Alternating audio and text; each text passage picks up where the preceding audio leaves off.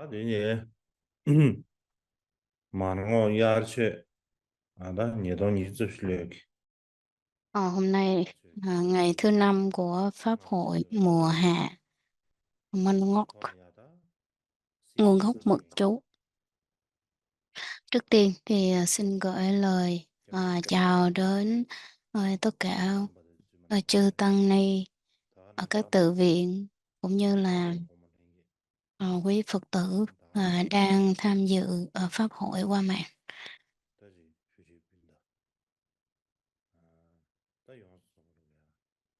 Và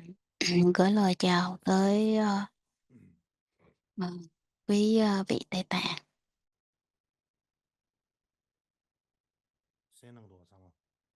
Ờ, các vị nghe có rõ hay không ạ?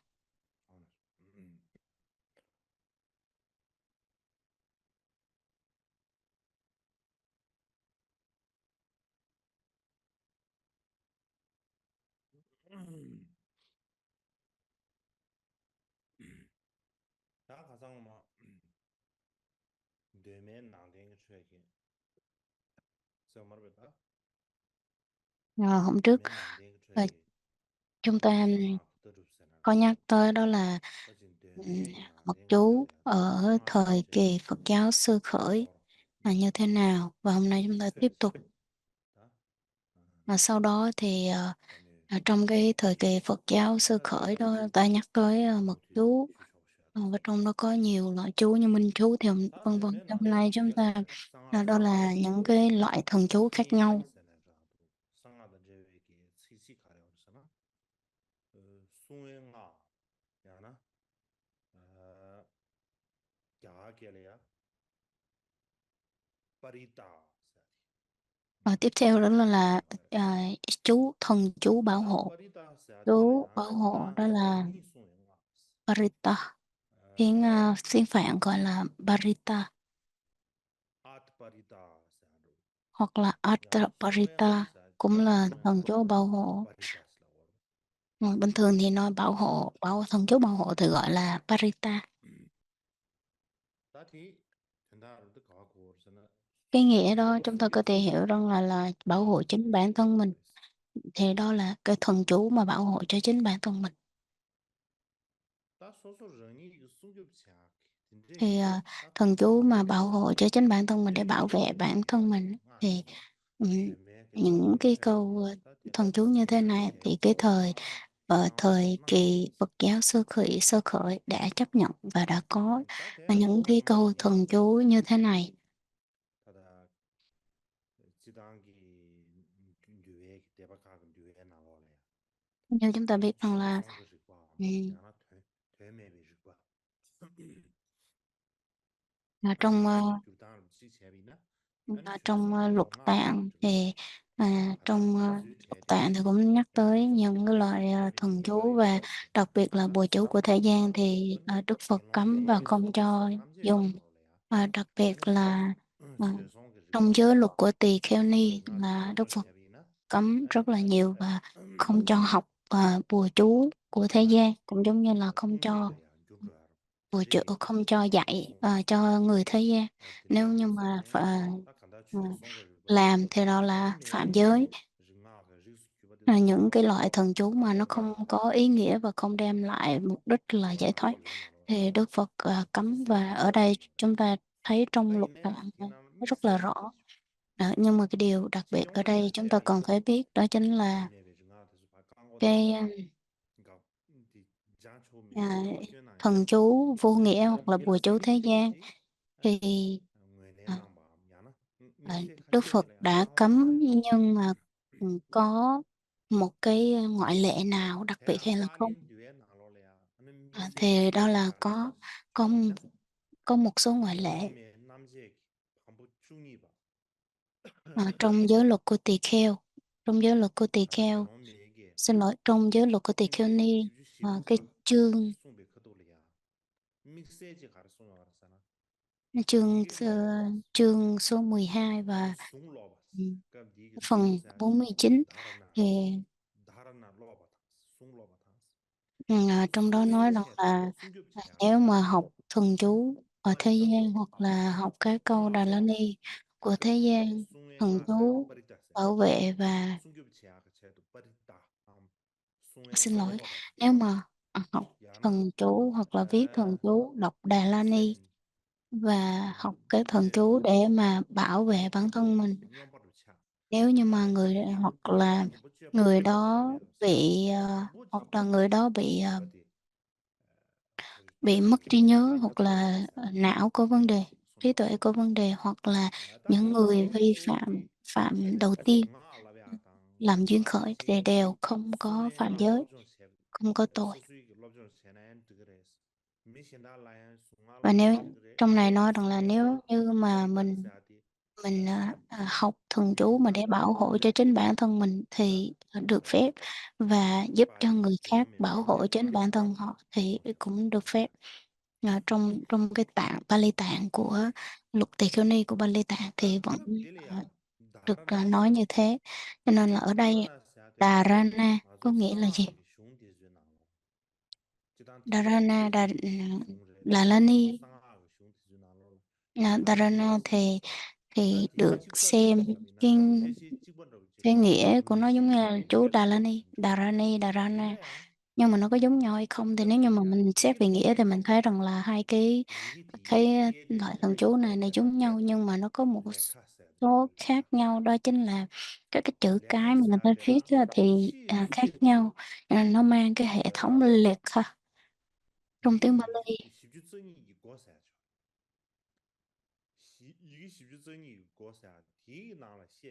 Trong liệt ha thì trong đó có trong trong tiếng Bali á thì có lipi akshara, akshara. Thì những cái ký tự này nó được đưa vào ở trong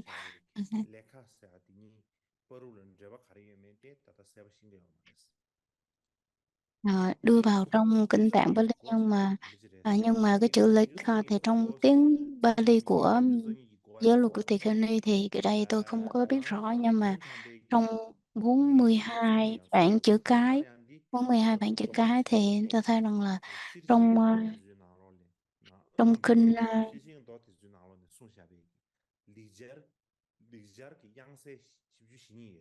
nó có 42 bản chữ cái là bao gồm nguyên âm và phụ âm. Thì nếu như mà mình gọi là trì tụng câu thần chú về bản chữ cái thì nó sẽ đem lại những cái lợi ích nhất định. Thì ở trong này nói ở trong kinh trong kinh Hoa Nghiêm và kinh Bát Nhã thì cũng có nói như thế, là cái cách mà mình thiền định về các cái bản chữ cái.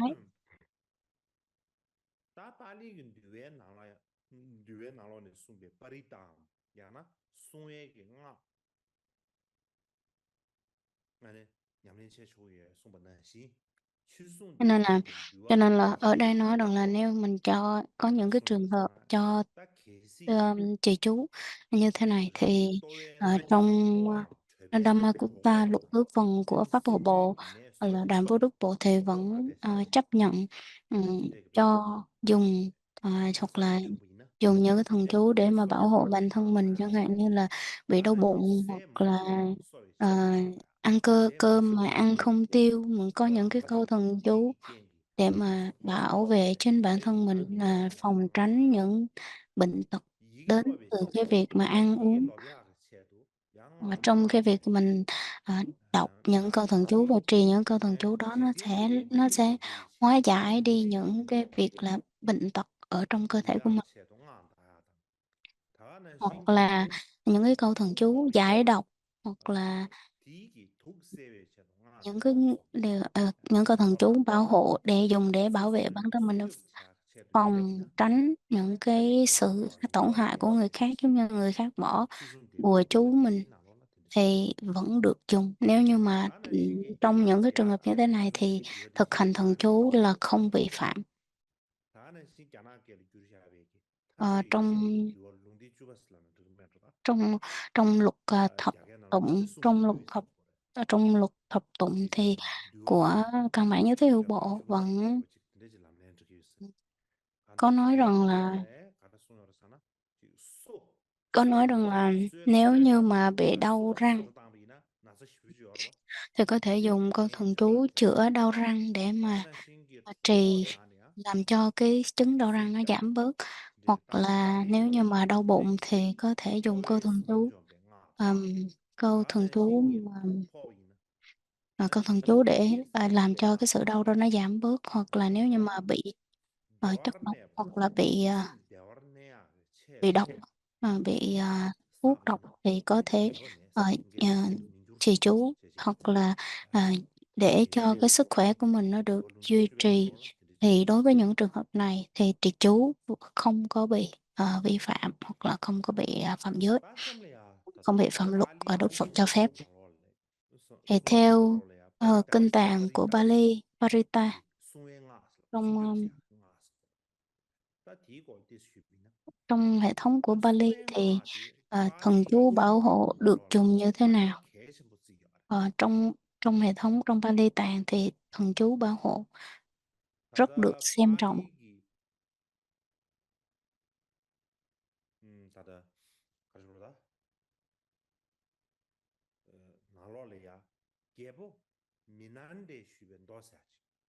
Trong kinh đó là 밀란디아 빠니아스 Kero 드르시기 다 슝게라 심부지 이들 다디 빨리 되는 순간 나로는 도디 되네 Milanda Panya, trong tiếng Bali. 나로래다 Nếu mà con không nhầm thì có thể là kinh Na Tiên Tỳ Kheo hay Ni Tiên Vấn Đáp. 디나로래 예배 기지도와 간다 디게 개보 밀란데 주변 도사지 Trong tập 그리기 kinh 개보지 에네 nói 저와체 rằng là đối với có một vị mới hỏi một vị tỳ kheo, Ni Tiên Vân đáp kinh Ni Tiên Tỳ Kheo hoặc là Mi Tiên Tỳ Kheo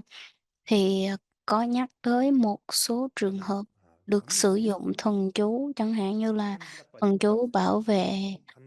vệ cái thân thể của mình, gọi là Khanda Parita, hoặc là thần chú Khổng Tước Minh Vương, là thần chú Dorika Parita.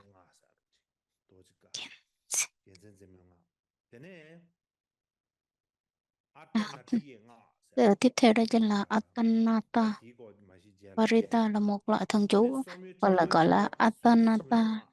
hoặc là thần chú bảo hộ của ngài Angulimala, Angulimala Parita, hoặc là kinh Tam Bảo Ratana Sutra cũng có. Đây là trong những cái bản kinh này đều có trích một số loại thần chú để mà giúp là bảo hộ bản thân mình.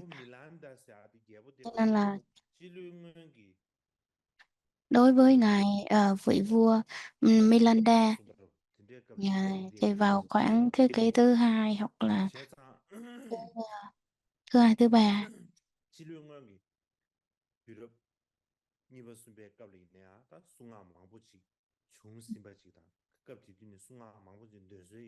vào thời đó thì chúng ta biết rằng là khi mà cái thời của ngài Na Tiên thôi, là có rất là nhiều à, cái cách mà họ dùng thần chú rất là nhiều, và đặc biệt là cái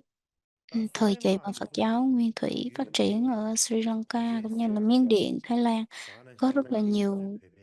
thần chú mà bảo hộ mà được phát triển, và nó mang cái tính là ban phước lành, hoặc là bạc trừ đi những cái chướng ngại, giúp cho con người có được cái sự an bình và hạnh phúc hơn.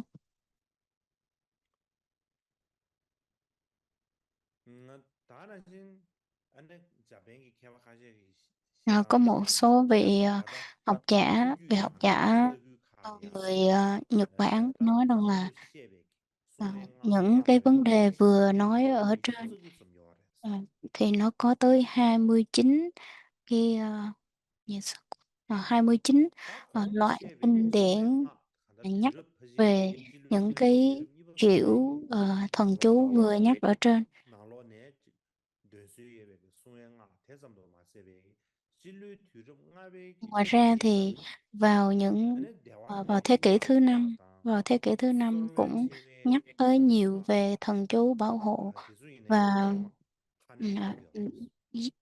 gọi là họ được nhấn mạnh 가샤베 và được thêm vào 가다 공도 vào 튜럽의 ở rất 수행아 vào cái thế kỷ thứ năm, cho nên là 가시다 nhấn mạnh rất là 진로마지 nhiều về thần chú mà bảo 수행아 hộ 콩카인 cho bản thân. 제제신도 마지 대시 주나서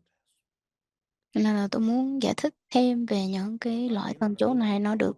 ra đời là được sử dụng nhiều vào cái thời kỳ nào.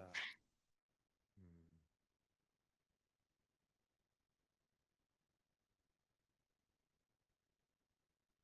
풍부를 수업에 숭아하세요. 풍부세야 돼 가자 Ờ, 빨리 à,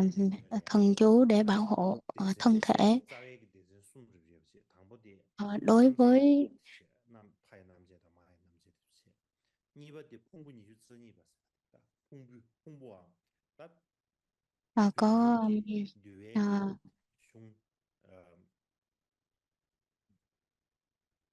대수요관도 제비나 거지 류어 시지다 류어 틴스다 차대 거래 có nhiều cái cách 대 대지제 아니 thần chú được 나베 nhắc tới, 카공스야 들어봐 được nhắc tới chẳng 드럽지다네 hạn như là ở 드림제 vào thời kỳ đầu, thời kỳ giữa và lúc sau thì có cái phần làm 풍부기 được 좀 thêm vào, được bổ sung 수사되게 vào thì trong 수야 những cái 드레네야 가시시야 그랬어 cái nội dung của 근데 những cái nội 가르에서나 dung về những cái nguồn gốc của cái thần chú 빨리기다 mà bảo hộ 뒤에기 này nó được xuất hiện ở trong 풍부사야 lục 나로네 tạng của Bali. 류리야 잠닌지 검체 Chẳng hạn như là 아니 잠니 khi 류이면 mà chúng ta 떼버렸어 gặp những cái con rắn, 진리시야 những con rắn rắn độc, mà có những câu thần chú để mà có 다디드레비 thể điều phục với 숭아하다 con rắn đó và không cho 요아베 nó 유겐 làm hại mình, mà 유용베베 ngược lại có thể hóa độ được cái 다디기 con rắn đó. 균제로 과토 알았잖아 엄마 개몬지 두르지 Cái duyên khởi đó chính là vào một lần nọ đó có một vị tỳ kheo bị rắn cắn chết, và 루이 chư tỳ 두르지시베 kheo đã 잠베 세베 thỉnh 캬버치 Đức Phật, thì Đức Phật 안에 à, 하나데 데베이나 하나데 데베이나 đã truyền cho câu thần chú, nếu như mà 샤베르마 phát khởi lòng 튜르 từ 숨지 bi 마세 và 디실레네 안에 và 줄기 gọi là 딜레 à, 숨기 틱스수제바 딜레 숨 cúng như là trì thần 딜레야 chú hướng tới 아니 4 cái 발리 loại 영웅 숨지 lông, 야나 hoặc là loại rắn 아트파리다 naga lớn, thì sẽ không bị nó cắn chết. 아트파리다 야나 파리다스 Cái 제베스 này gọi là 진짜 à, 그거다 cái- giống như là 듀다 bùa hộ 제베 mệnh, hoặc 듀다 là 듀다 cái 내가 câu thần chú để bảo 듀다 vệ bản 제베 thân, được gọi là 소고가 Atta 나로래 아직 Parita, 툴루다 nghĩa là 제베가 8 loại 샤바르샤 thần chú. 듀다 제베 꼬르튼 제 망고지 Ờ, 영원지다 그랬어 8 loại thần chú này thì liên quan 아테야 tới 티버 các loài 슝기 rắn độc, và 제베 làm sao để mà điều phục được 티버 cái loài rắn. 슝기 다다 듀에기 Tiếp 나로래야 theo đó chính là trong 다다 trong Bali Tạng thì trong Nguyên Thủy Thừa, trong Bali Tạng thì chúng ta thấy là có 탑칸다베 슝기 à, 다다 듀기 썼다니 개노지 시월에서 티그 뜸규디 티버 슝기 다다 có nhắc tới câu chuyện là một vị tỳ kheo bị rắn cắn chết, thì 풍부세 làm sao để mà có 안에 thể phòng hộ sau này mà không bị 샤베 ảnh hưởng 슈에베 tới lòng từ bi 숭아 của 나오세요 một người Phật tử. 단 니그 뜸규디 버지 뜸규 Và trong 뜸규 Bali Tạng 단 류기 썼다베 꼬르키 니즈된 제베 뜸규 통마르디 통메 남바르디 trong Bali Tạng thì cái câu 디나디 chuyện này dường 디나디 như nó là một cái sự khởi đầu 다디기 trong cái việc mà sử dụng thần chú. 니버디 가르사나 Tiếp theo đó chính 디체베 là 룸쟁베 trong trong kinh 롱 덤지기 나와 롱찌리 체베가 나와 Tăng Nhất A 류기 Hàm 검사죠 có bài kinh con rắn. 류기도 아히나 수다하세 Ờ, 아히나 수다하세데 trong bộ kinh là 다디 Akutta 아사 디든 제베 Akuttara Nikaya, thì bài kinh con 다디 rắn tên là Ahinda Sutra. 말다 아히나 수트라스 롱찌리 체베기 데 나로네 직송셔 지여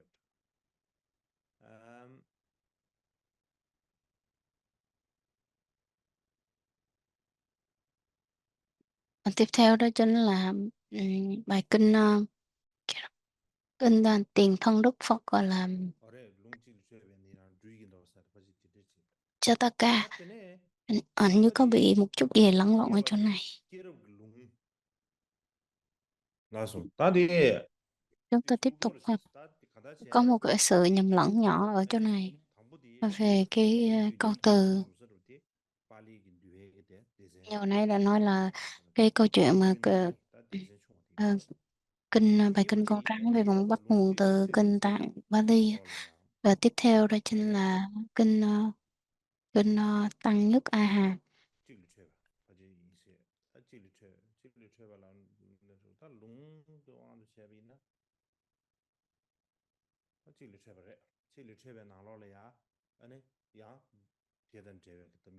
Cũng nhắc tới cái bài kinh của con rắn,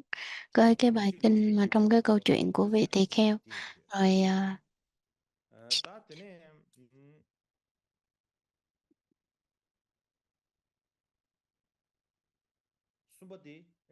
bài kinh con rắn Ahindra Sutra.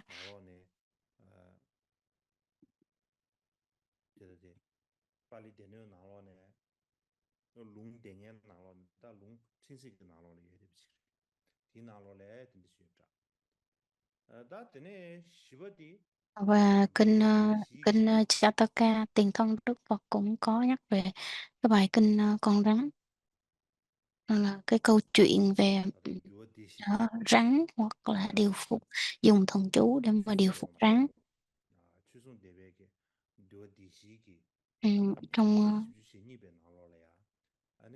Trong chương số 42 của tứ phần luật tứ phần của Pháp Hộ Bộ,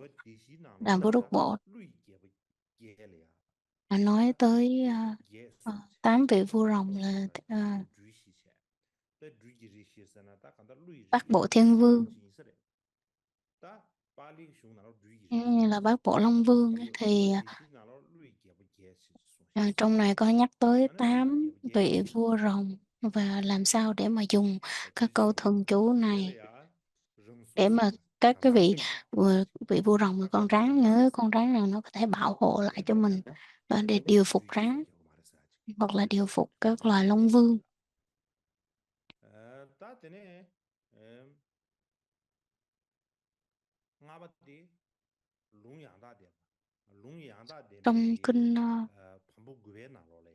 Trong kinh Tạp A Hàm, thì chương số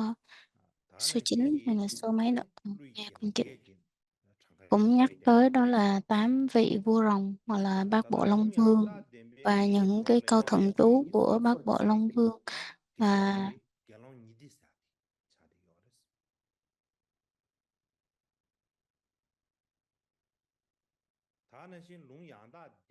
vào cái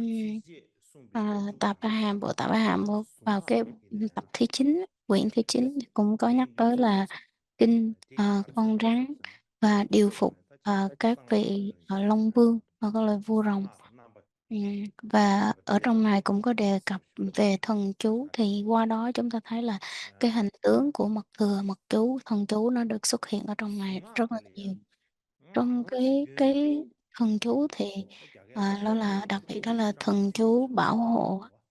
gọi là là hộ chú, gọi là hộ chú con sổ, tiếng Hoa gọi là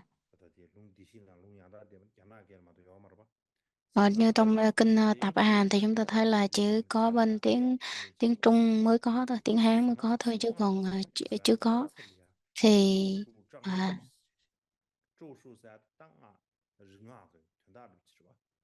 đô sụ trong chú là thần chú bảo hộ, gọi là thần chú bảo hộ, là thần chú Dharani. Nếu như mà dùng những cái loại thần chú bảo hộ này thì sẽ không bị cái loài rắn độc cũng như là long vương gây hại. Ngoài ra thì những cái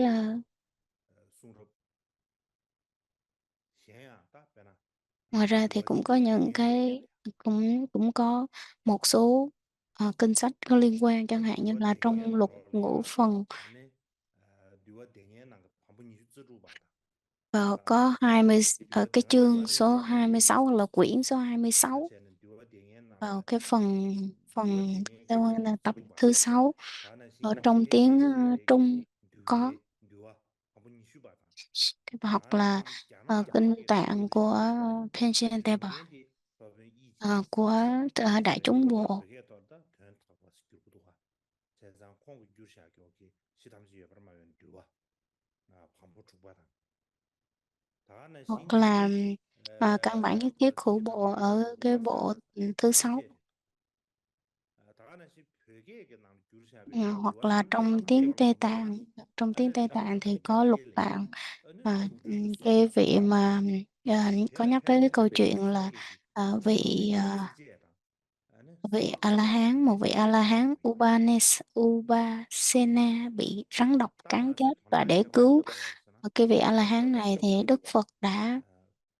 À, ge sange Đức ga Phật tu đã jom be ge dạy tsikje cái tsikje câu da thần chú làm sao mà để ti nang gi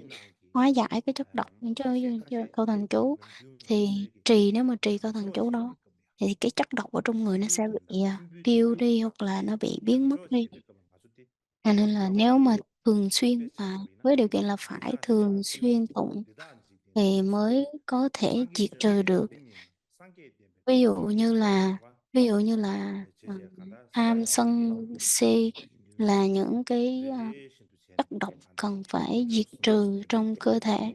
và nhờ vào hu cái jom be sự ge chi gia chi na trì ta của tsik Đức tsik Phật, mà sự gia trì của Tam Bảo, mà cái chất độc gọi là chen cho tam độc cho tham chen sân cho si ở trong người của con nó su được jo tiêu diệt. Thì đó là một cái cách mà dùng tsik de thần chú để mà tịnh hóa duwa duwa cái nam ác je nghiệp ở trong thân của mình. yong de te zam do ma se be ge 다다 duwan namje azu peke to gyur shabe duwan trong namje ga nangla la sanga trong luật tsik tạng. cheche kabde sanga tembe to ti ki tele ya sanga tsik cheche sung to sanga tsik ya ge ga nangla ine ya jing zhou la de san sang yang a sa ya de chi anda Ngoài ra thì đối tsik với trong tiếng Tây Tạng thì có mật chú, thì những cái mật chú này thì đặc biệt ta na ở shi ge trong da tiếng ya Tây ge Tạng là nangla thần la ya chú bí mật, và 아, những cái lời dạy của Đức 随用 Phật 尊者 mà 真上 nó 师， thông qua một cái sự 但 gia 尊 trì 尊 và 尊 cái 者 sự 呢， gia hộ của 道觉 Tam 上 Bảo 呢， thì gọi là thần chú bí mật, là Shincho. 道觉上呢，尊不念个有个，道那边呢这个面着，看他的地拿了来呀，让尊不念个的，念个那么这个意思嘞，价格拿了随用尊者噻的来呀，投入个少减，俺那点了点呢，三个投入上边个，直接他给俺 Ừm, 送去， trong đó 送 thì 去去了。 trong kinh Đại Thừa thì cũng có nhắc tới một cái bài kinh con rắn nói về một vị một vị nữ, hoặc là vị tỳ kheo, nghe câu là nằm trong lục quần tỳ kheo ni, thì cũng bị rắn cắn, và Đức Phật đã chỉ cho cái truyền cho cái câu thần chú để mà bảo hộ bản thân không bị nữa.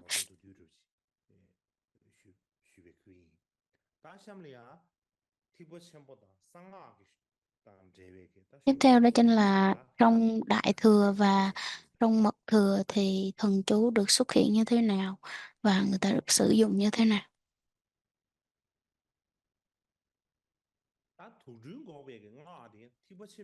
Trong bài kinh con rắn, những cái câu thần chú để mà phòng hộ không cho rắn cắn mình, hoặc là gọi là phòng ngừa cái sự là tổn hại từ con rắn, hoặc là những cái câu thần chú, những câu thần chú với mục đích rằng là điều khiển rắn để mà không cho nó làm hại mình, và đặc biệt là thần chú của Công tước Minh Vương, hoặc là những câu thần chú nói về những cái bản kinh Bát Nhã.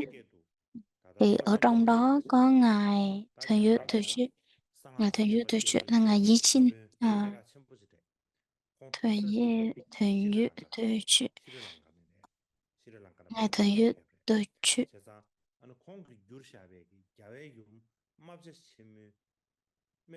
Ngài Jishin được được dịch bởi ngài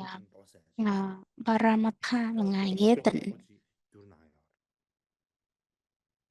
Tiếng Tạng gọi là Thuần Duyệt Tổ Trị. Ngài dịch cái bản kinh này qua tiếng Hoa và được dịch sớm nhất vào cái thời kỳ của vua của các vị vua Đường, mà theo như cái vị mà ngài nghĩa tịnh là ở vào vị đời Đường, còn trước khi vị đó dịch thì trước đó đã có những cái bộ kinh khác, chẳng hạn như là kinh và thần chú của ngài Khổng Tức Minh Vương thì đã được dịch qua rồi.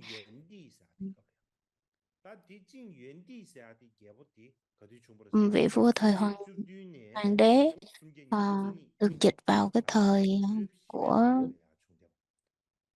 thời kỳ đời nhà Nguyên là thời Đông Tấn. Thời nhà Nguyên vào khoảng, nếu mà không có theo thời đại thì khoảng vào thế kỷ thứ tư, khoảng năm 317 cho tới 322.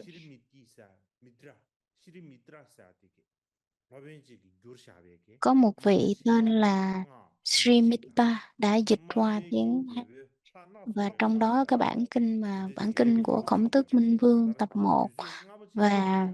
sau này được dịch ra thêm nhiều tập khác nữa, thì có cái sự truyền thừa như vậy. Nhưng mà hiện tại thì chúng ta không có cái bản dịch của vị Srimita này, bây giờ chúng ta không còn tồn tại nữa, không có nữa, dường như nó đã bị thất lạc rồi.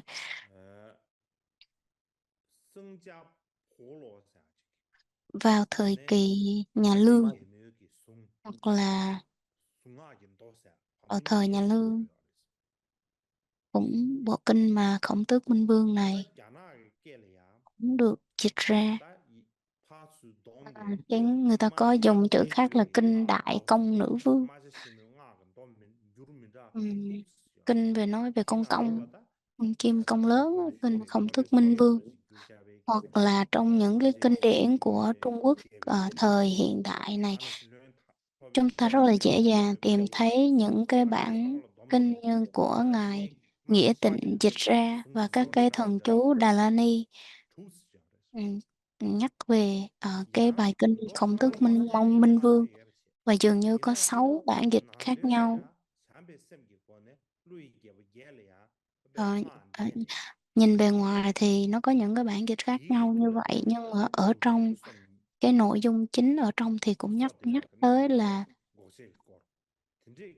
cái cách mà mình trì tụng các câu thuận chú của 8 vị Long Vương để mà ngừa cũng như là ngăn chặn và không cho các cái loài rắn hoặc naga làm hại mình.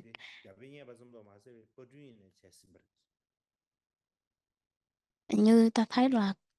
cái bản kinh này mà từ tiếng Phạn thì đã được xuất bản và dường như mọi người cũng có từng tham khảo và có đọc. Không hiểu tại sao lại cái bài kinh mà của câu thần chú của Công Tước Minh Vương thì được sử dụng nhiều. Có thể là lúc đó bởi vì con công nó ăn rắn, hay là nó có cái mối liên hệ gì đó với con rắn, mà có thể là dùng cái câu thần chú của Công Tước Minh Vương để mà điều phục rắn. Nói tóm lại thì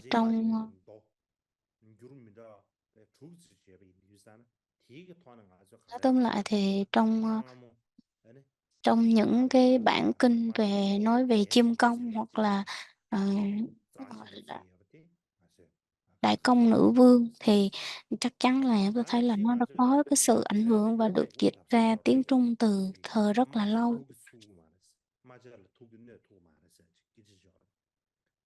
Cho nên là trong cái truyền thống của Tây Tạng thì cũng biết rằng là con rắn nó sẽ không bao giờ nó có thể làm hại được con công hết. Rồi, hoặc là con công nó không có, nó giống như nó 디 miễn nhiễm trước cái chất 다가 độc 독바시샤 của con 딘바데 rắn. 샤베브시 Hoặc có thể là những cái con công mà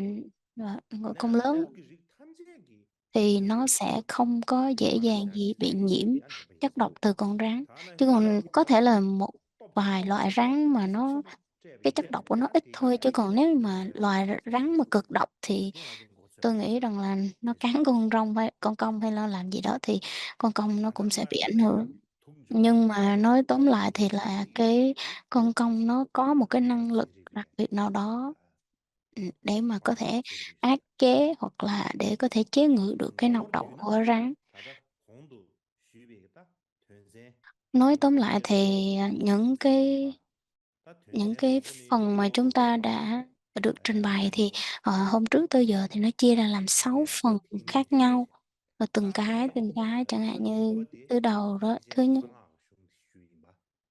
드레인도 từ 템벨이야 cái việc mà 템벨이야 Phật giáo 템벨이야 thời kỳ 상하 sơ khởi cho tới bây 디지지지지 giờ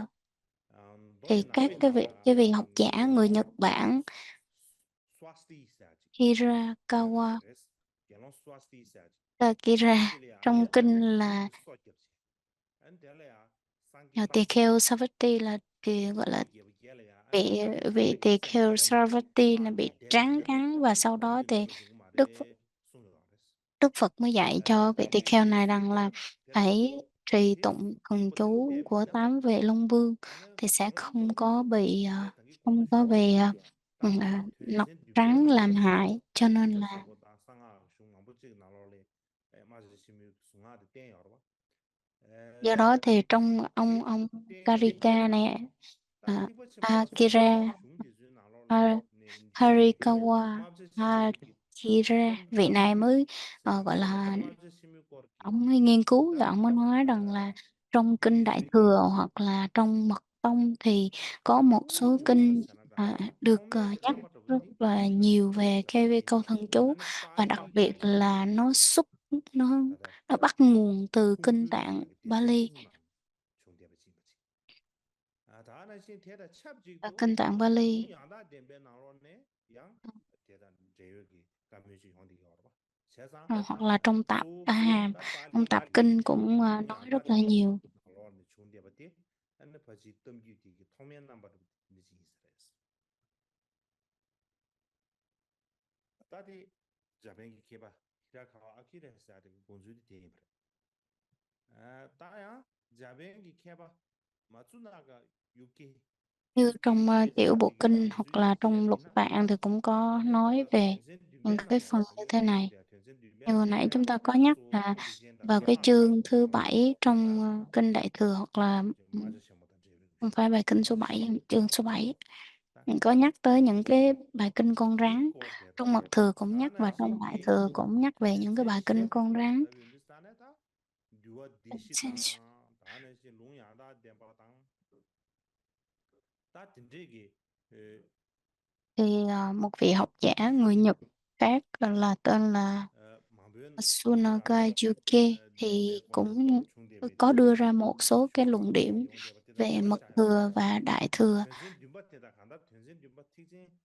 Là 상하 bài kinh số 상하 7. 셰샤교기 Bài kinh số 마즈 7 심류 거기 cũng nói 다 về 간다 덤기세나다 bài gọi là 디게 bài kinh mà 디게베다 다다 thuần hóa 야다 덴베 나로레 con công. 다가 가사티 빨리긴 듀에 Trong 슝 tạp kinh 듀에 trong tạp kinh của 듀에시 Bali 슝 Tạng 셰샤 cũng 데바 có nhắc về. 야다 덴베기 슝 셰샤 니버룸 잡아 그것이 요마레스 가사 양다 때마다 저것이다 요마레스 딱봐 유아들은 저거 요마레스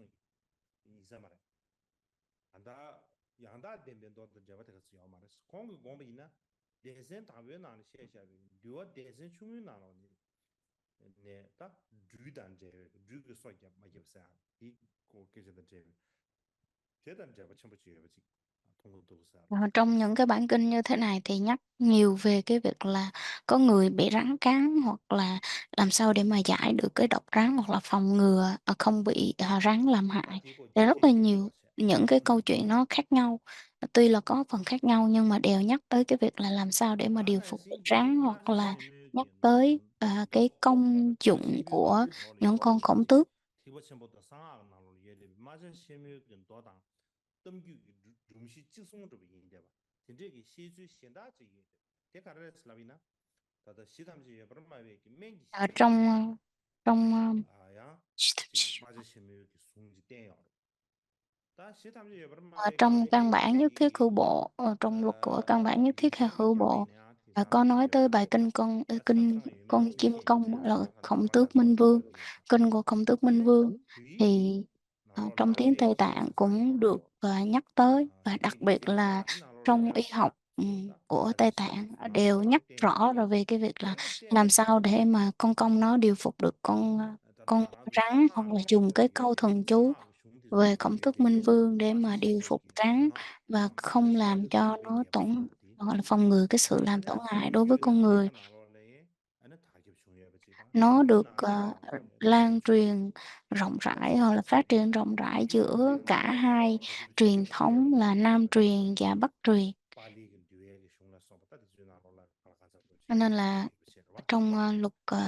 trong luật 정규 나한테 나로라 Pali, 예배 예배 hoặc 때려 là 상하도 trong 줘버리게 nếu mà trong 다 trong dòng 시담지 truyền thừa 유료기 phương 다시다 Nam thì chúng ta thấy 맹기시 là 이 ừm, 야나게래 유료래 베게 톨레 유료래 trong Pali Tạng chúng ta có thể 게르슬레 thấy, 톨레 hoặc là 유료토네 간다 dòng truyền thừa từ 딩기 miền Bắc 나로라 사리에 thì 버지게 tiếng 맞아 Tây 맞아 Tạng và 시험이 tiếng Trung Quốc, chúng ta tiếng Hoa ta có thể 드리기사네 thấy rất là 다 nhiều cái bài 도르주기네 kinh 맞아 con rắn 시험이 nó được 링가기 ảnh hưởng, cũng giống như là 도와주려고 những cái câu thần chú 링게 나로 나로 Đức Phật 상게 dạy làm sao để 디 cho có thể điều 세르시다 phục được loài 숨기 rắn rất là nhiều. 나 표규 나데 정규 나데 아니 표규 Ờ, 나데 시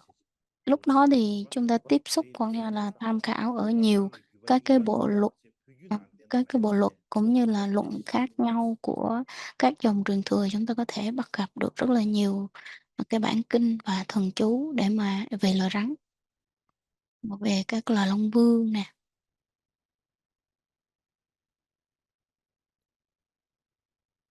다 되네 디제라 Tiếp theo đó 아마 chính 대하면 시험에 là 디 mab제링아디 시양 다 mab제링아데 비숑 시양 다베나 thần 정규 chú của 규나데 Khổng Tước Minh Vương. 대베게 대바니 규베겠다 Ờ, 다다 và thần 깨베 chú của Khổng Tước Minh Vương trong 데레 대발이 깨름 압게 숭아도와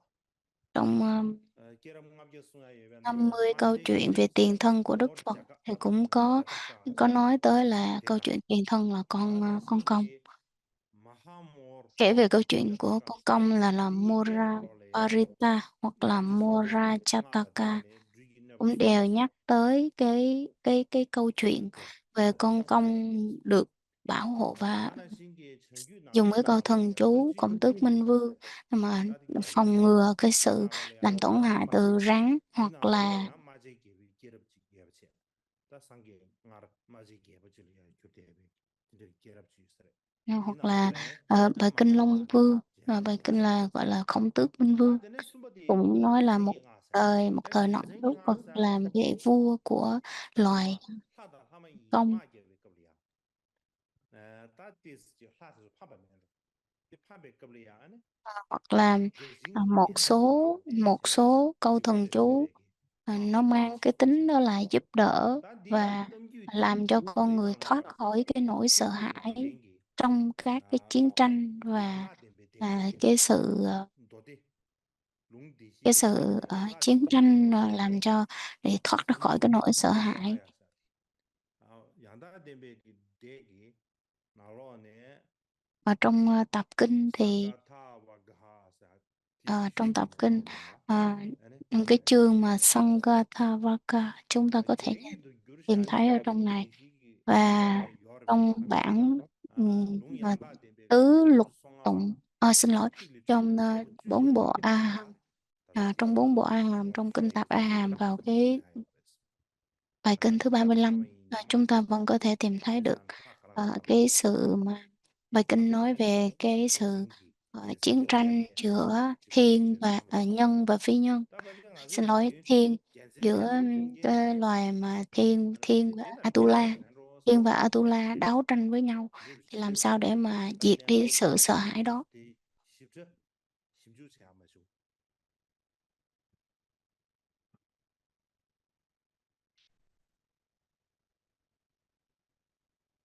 다 전에 디 제래야 시버디 아따나 나 tiya ki nga sa atana tiya ki nga sa Tiếp atana theo tiya đó sa chính ki da là thần chú chang lo chen ki podang ki nga sa ge Atanatia shiba de chang lo chen ki podang ki nga sa Chalochi. ta di nga di ene gebo nam de se Một nujin cái di một cái loại khor nam thần deba chú che nữa sang ge mà deba le gọi là deba tên ge là khor Atanatia. nam ji sung ne khor nam ba shi yor ba gelong da gelong gelong pa ma ni che Ở trong này đó là 개념 파만 니시세 아달 코 넘버 15디 아니 ờ, 숭기 Đức 샤베 Phật 코 Đức 넘버 Phật 15 dạy 리아 các 제바 câu thần 리아야 chú để 디데기 mà 체게 숭샤베 bảo vệ hàng tứ chúng tỳ nga kheo, sabi tỳ na kheo lo ni, di con sư nam và con sư nữ, tumbi làm sao để bảo hộ chính bản thân mình. Trong tumbi rimbu de ga na lo trong kinh di Trường A khor Hàm, nyung ba vào bài kinh di số pa li pa lo 32, do de rimbu de ga nang ge do sum ju se ata trường bộ kinh hay Trường A ata Hàm hay của ya Bali Tạng, ani thì chang lo chúng ta chen có thể dễ dàng thấy ani được chang lo chen là kinh 다 지당 기도 다 장로 제 포장 거 도가 나 소샤 그 덤규디 kinh cung điện của 디기 에 Atanatia. 유진 개버 챔비기 남들세 아니 뉴진 디소 상게 tembal야 대박이야 저도 소샤 버사 저봐 다 디기 Với 디 mục 덤규 đích là 셈비 다도 디네 những cái lời dạy và những cái lời khuyên 룸비 của Đức Phật 데기 làm cho 도 셈바니 người ta 류바 phát 셈비 khởi cái 디야 tín tâm đối với 마하사마야 수담 Phật 야 giáo, đối với Đức Phật.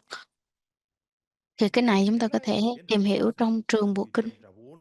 hoặc là 제가 trường Ai. 제가 카시에 라비나 다다 마하사마야 Hay 수트라 những cái 수담 bản kinh dài thì giải thích rõ hơn. 뉴진의 체네 아니 총대백 다 루주주시레스 마하사마야 수트라 사데 디 당부예브체 디그 루주 당부예브체 아니 디에 제일 Trong những 디에브체 trường Bộ Kinh thì có bộ kinh là Mahasamaya 수단 제바 카시에 Sutra. Rồi 숨버렸어 bài kinh số 다 디기 시에 20 thì 디기 nói 다시 về 제바 주시에 nói về bài kinh cung 다라베야 điện của 롱진비 Atanatia. 안네 장로진 포장도 디나로래야 다다 장로진 포장은 아사데 디난 땡요 아주 별게 나로 Rồi 제 những 예브자 cái câu thần chú vẫn 다다 có ở trong này, dạy cái câu 장로진 thần chú 포장 để 디게 mà 요 말디 câu thần chú của cung điện 소샤베 류바침 được sử dụng trong cung điện 마하스마야 của 수담 별게 Atanatia. 나로 예브자 시럽 나서가 나로 요르스 Rồi, và, 시럽딘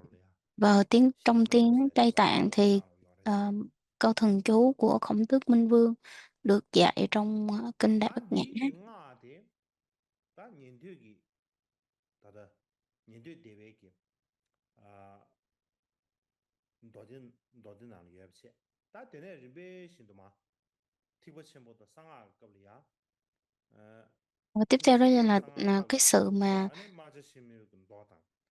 ờ, 다다 cái mối 링게 liên hệ giữa 상아가 Đại Thừa và Mật 리베데 Thừa. 주바치 제바 쳔보 류바 쳔비 도사 류바 Kinh Tây Tạng, 쳔비디 trong kinh 다웨 Trung tiếng Tây 링부샤 Tạng, rồi 다 kinh 그리시면 của 디나로래야 아니 무튜니 được dịch vào 다 tiếng 디지시 Hoa, 나로 tiếng 무튜니 Hán thì có cái mối liên hệ như thế nào. 아 Và những cái bài kinh, một trong những cái bài kinh hoặc là những cái câu thần chú như thần 다쇼기 chú 제바 của 쳔보 류바 Khổng 쳔비 Tước Minh 류바야 Vương cũng được 다웨 dạy rõ. 라비 두산 다웨 닝부 류사데 다당 알아서 ngôi gepo tempermas Như kinh Nguyệt gepa Tạng, trong kinh Nguyệt tempermas Tạng, sutang Nguyệt Tạng nalolea Bồ Tát ờ, tempermas jema jema telia nima thama telia tempermas dungyu ba tempermas sunse gen do thela dawe ngimbu gen hoặc do là sungo ờ, cái bài kinh mà ờ, tede indusa tada Nguyệt Tạng Bồ Tát gyamche thì tole gyusha be đối với tiếng cho Phạn, gepa chemo lyuba tiếng chembe Trung cũng dawe có, ngoi và cái này lyuse thì cha dawe Tây ngimbu Tạng. gen do Mỗi thela lần mà Pháp hội Ca Kiêu do Quan cha Lâm sang che xong, chúng ta có một yin cái nan buổi là liu ting gyun ba cúng su cúng tu đèn, cúng lửa, cúng đèn đó, thì được su tu trích de từ cái bản de kinh mà Nguyệt ngimbu Tạng gen Bồ do chi Tát che ba ba mà ra. ta ti liu de ngone che bi na dawe ngimbu gen do ki liu chu dyun ba cha de Nếu như mà dawe trích liu chu dyun ba trong de kinh ane thì zambu ling ge liu kinh Nguyệt Tạng Bồ Tát ở trong cái chương số 제가 더더 11 hay là chương số 17 vậy đó. Cái chương chương chương số 17 trong kinh Nguyệt Tạng Bồ Tát Và cái chương này có cái tên là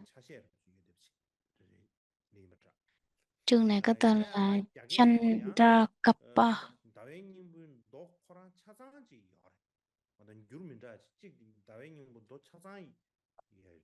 Kinh Nguyệt Tạng Bồ Tát thì chúng ta thấy là có như hai ba bản dịch khác nhau, thì trong đó có một cái chương số 17 thì lấy cái tên của Nguyệt Tạng Bồ Tát mà đặt cho cái chương số 17 luôn. Đối với Tiên Tây Tạng thì kinh Nguyệt Tạng Bồ Tát vẫn không có được dịch ra đầy đủ. Nhưng mà đối với cái bộ luận giải của ngài Panayatissa thì trong đó có nhắc tới cái bộ kinh Nguyệt Tạng Bồ Tát, kinh của ngài Nguyệt Tạng Bồ Tát, và có nhắc tới một phần trong cái chương này chứ không có hoàn toàn.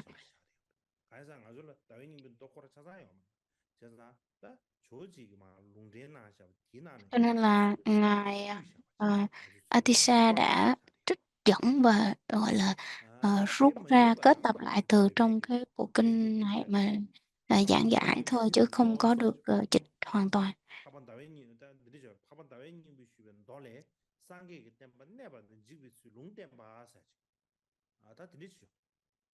Ở trong này có câu đó là nói về ngài Nguyệt Tạng Bồ Tát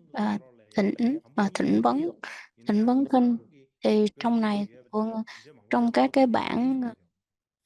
trong cái bản tuyển tập của ngài Bù Tôn thì nó gồm 2 tuyển tập, nhưng mà hiện tại thì nó chỉ có 1 quyển thôi chứ còn không có. Nhưng mà đối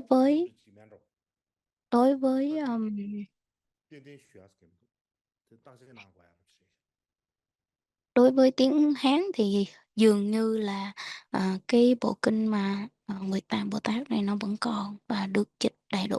Nhưng cái này thì tôi không có chắc chắn lắm.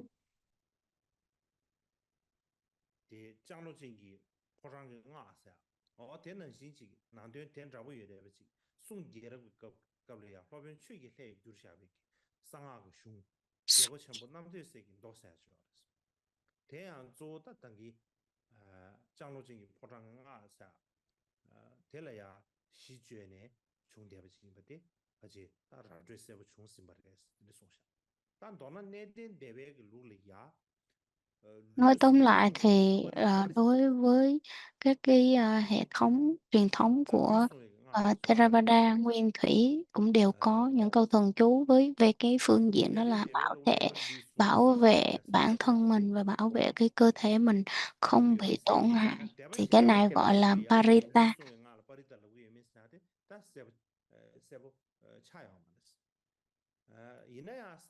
Nhưng mà nó không có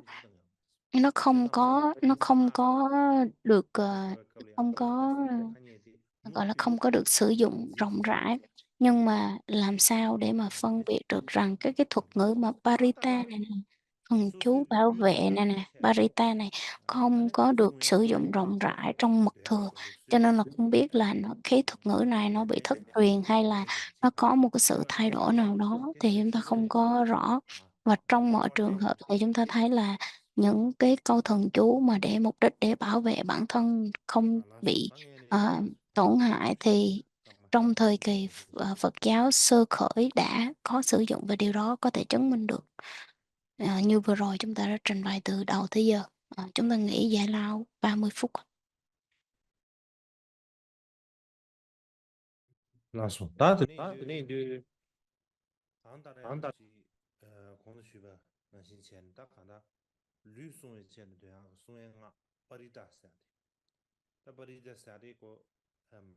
Thần chú bảo hộ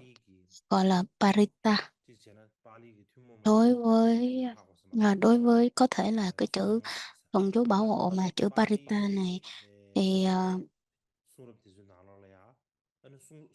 có thể được sử dụng, gọi là đặc biệt cái chữ Parita này đặc biệt ở trong bản Pali Tạng. Và điều đó chúng ta có thể thấy được rằng là cái thần chú bảo hộ được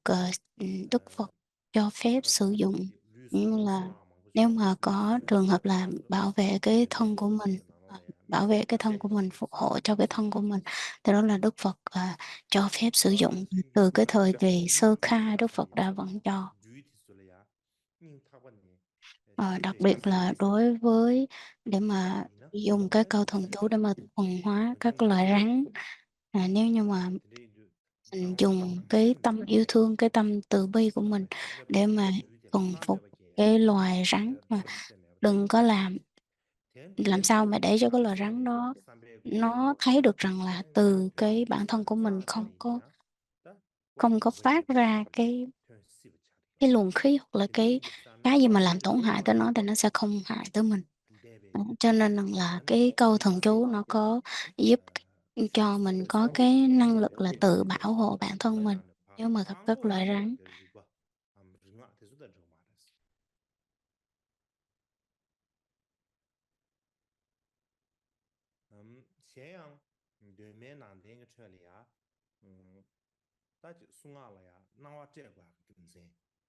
Cho nên là trong thời kỳ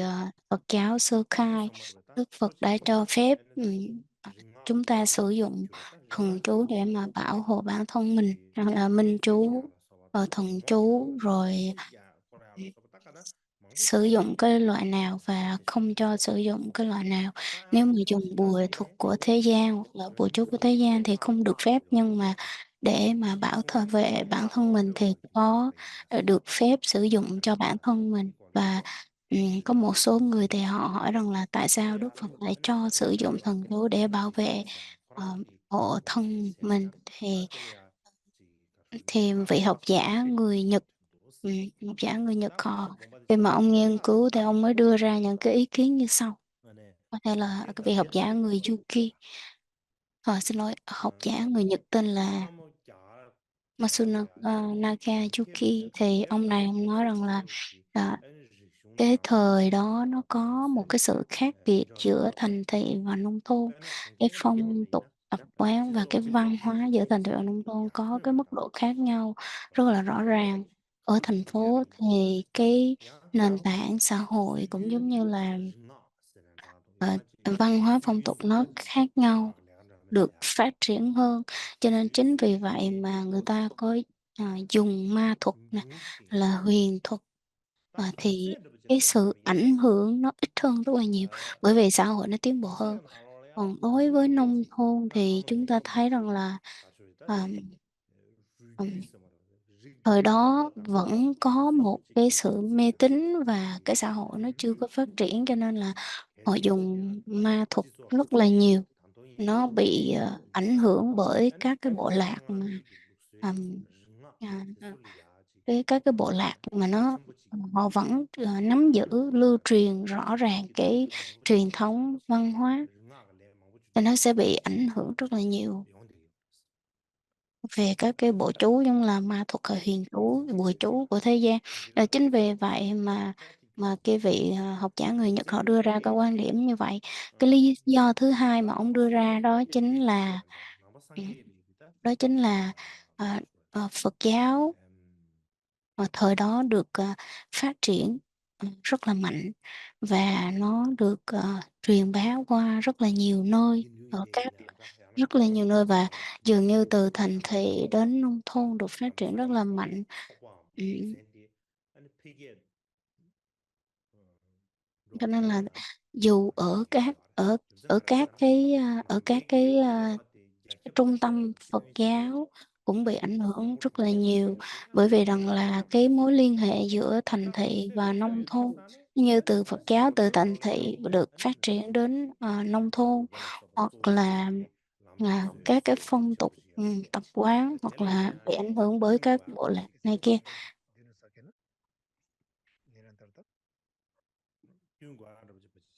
Cho nên là nó là một cái sự mà có cái mối liên hệ giữa cả hai đó.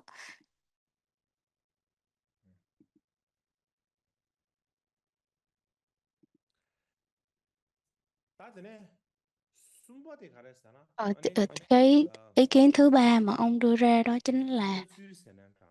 cái cách cái cách mà cái cách mà nhìn, gọi là cái quan điểm về Phật giáo nó có cái sự khác nhau.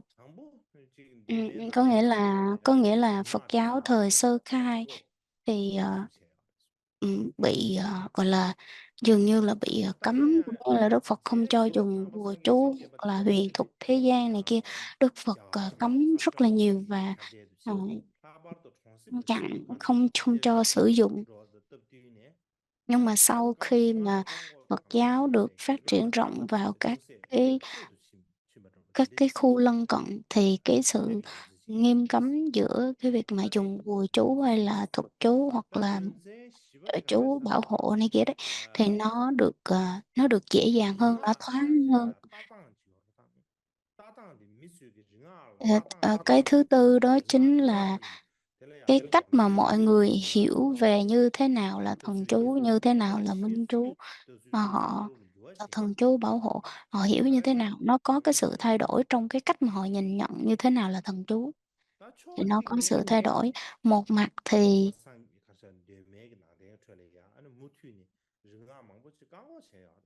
một mặt thì nó được một mặt thì đối với cái việc là các cái quan điểm bất đồng với nhau giữa trong các cái các cái tư tưởng Phật giáo. Những cái tư tưởng nào mà họ tương đồng với nhau thì họ sẽ chấp nhận cái việc rằng là làm sao để mà có thể sử dụng được thần chú nào cho phép và thần chú nào thì không cho phép. Thì lúc đó thì cái tư tưởng của và cái cách nhìn đối với thần chú, hiểu về thần chú nó sẽ bắt đầu nó thay đổi từ đó. Cái lý do thứ năm đó chính là đối với trong kinh điển Bali trong kinh điển Bali thì cái thần chú bảo hộ được thần chú bảo hộ gọi là Parita nha, chứ không phải là mantra. Thì Parita mantra thì thần chú bảo hộ trong kinh tạng Bali.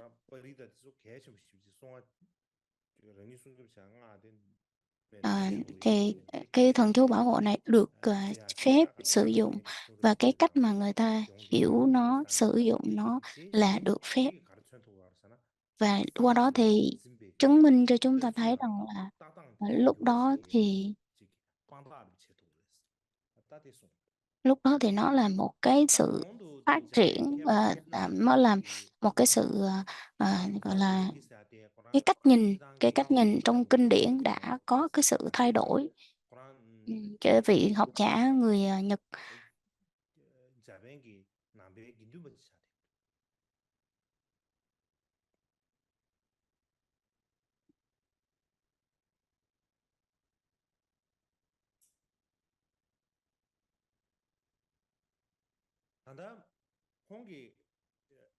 vị học giả người Nhật này thì sau này thì vị này hình như là sau này vị này xuất gia hay sao. Ông nói rằng là trong cả một quá trình hoặc là trong suốt cái thời gian mà Phật giáo phát triển và hình thành Phật giáo phát triển và truyền bá qua các nước, hoặc là cái thời gian mà nó phát triển rộng rãi đó, thì cái giáo lý cũng giống như là cái truyền thống văn hóa của Phật giáo sẽ bị ảnh hưởng bởi cái văn hóa của cái địa phương đó. Cho nên là dần dần dần thì càng ngày Phật giáo phát triển càng rộng và nó sẽ bị ảnh hưởng bởi các cái nền văn hóa của cái địa phương mà nó phát triển. Nên từ cái lúc mà nó phát triển ra nhiều văn hóa, nhiều nước, nhiều nơi khác nhau thì nó sẽ có những cái tướng khác nhau. Đặc biệt đó chính là à, cái phong tục mà ở cái địa phương đó làm sao để cho Phật giáo có thể tồn tại được thì nó sẽ tự thay đổi để làm sao nó thích ứng với cái truyền thống văn hóa của cái địa phương đó. Và dường như nó rất là uyển chuyển và dùng cái phương tiện hiện xảo để mà có thể thích nghi. Nhưng mà một mặt thì có thể giữ gìn được giáo pháp, truyền bá được giáo pháp, giữ gìn truyền bá được giáo pháp, và một mặt thì không bị mâu thuẫn với các cái truyền thống văn hóa, và để cho Đồ chúng của mỗi nơi có thể vừa tiếp giữ được dòng truyền thừa của Phật giáo mà vừa tiếp nối được Phật giáo, có thể vừa thực hành được Phật pháp mà vừa có thể thích hợp với cái địa phương ở chỗ đó. Cho nên chính vì vậy mà chúng ta thấy những cái nét đặc trưng của Phật giáo, đặc biệt của Phật giáo, cũng như là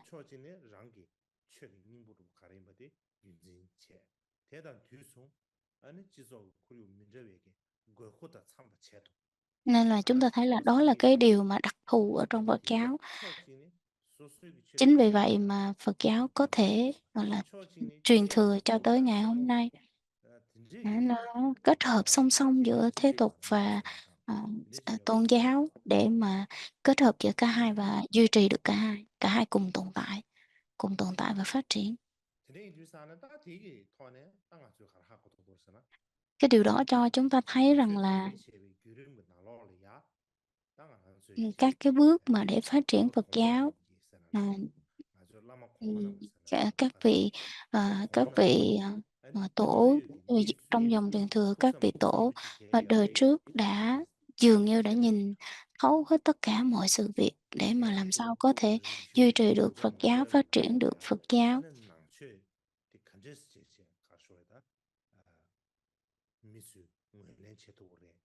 Và làm sao để mà, để có thể đi tới một cái địa phương khác hoặc là giáo lý Phật giáo phát triển tới đâu thì đồi chúng họ có niềm tin, họ có thể kết hợp, có thể vừa tu, phát triển được Phật giáo và vừa bảo tồn được văn hóa của cái khu đó. Thì chúng ta thấy là các vị, tổ sư của chúng ta đã vất vả và đã, gọi là, dồn toàn tâm toàn ý trong cái việc làm sao để mà có thể phát triển và truyền thừa được Phật giáo.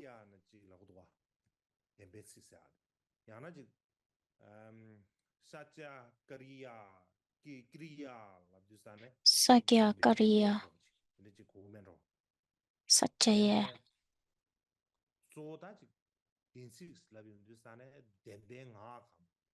à, chân ngôn,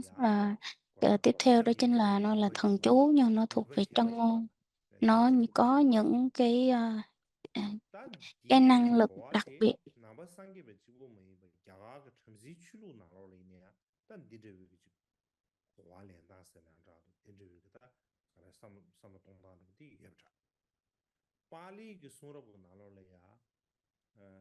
Ờ, trong những cái, chân ngôn hoặc là, gọi là Satyaya Vakana, hoặc là những cái lời phát nguyện chân thành. Nếu mà dịch trực nghĩa là gọi là những lời phát nguyện chân thành, hoặc là gọi là Satyakiriya, Satyakiriya. Ở trong kinh điển được, chấp nhận, được chấp nhận và được chấp nhận có thể sử dụng ở trong giáo lý của Phật giáo. Mà ngoài đó chúng ta thấy nó cũng được ảnh hưởng bởi bởi, bởi Bà La Môn giáo nè, rồi, Satyavaka hoặc là Satyarikaya trong tiếng Pali. Trong truyền thừa của, kinh Tạng Bali á, ta thấy là trong kinh Jataka là có 500 bài, 500 câu chuyện tiền thân của Đức Phật. Trong câu chuyện 444 là có một đứa trẻ nó bị rắn cắn và, cha mẹ đưa tới một, cái người tu khổ hạnh, một, vị tu khổ hạnh để mà nhờ giúp đỡ và cái vị tu sĩ này đã giải thích cho cha mẹ này hiểu làm sao để mà có thể chấp nhận được cái sự thật này. Những cái chân lý này không có thể nào mà thay đổi được. Những cái điều mà tôi, ờ, ờ, các cái vị, họ giải thích cho cha mẹ hiểu về giáo lý của Phật và họ phát ra những cái lời nguyền. Nếu như mà những cái lời mà họ nói, cái vị tu sĩ này nè, nếu như cái lời nguyện, lời mà tôi nói ra đây nó không phải là chân lý, nó không có một chút nào đó hư dối, nếu mà không có hư dối thì hãy để cho đứa trẻ này sống lại. Thì cuối cùng thì đứa trẻ này nó được sống lại và nhờ đó mới cứu sống được mẹ nó. Đó là một cái câu chuyện, một cái câu chuyện rất là huyền bí về Jataka, là chuyện tiền thân. Tiếp theo là trong kinh Angulimala, trong kinh kinh là vô não, thuộc ở trung bộ kinh.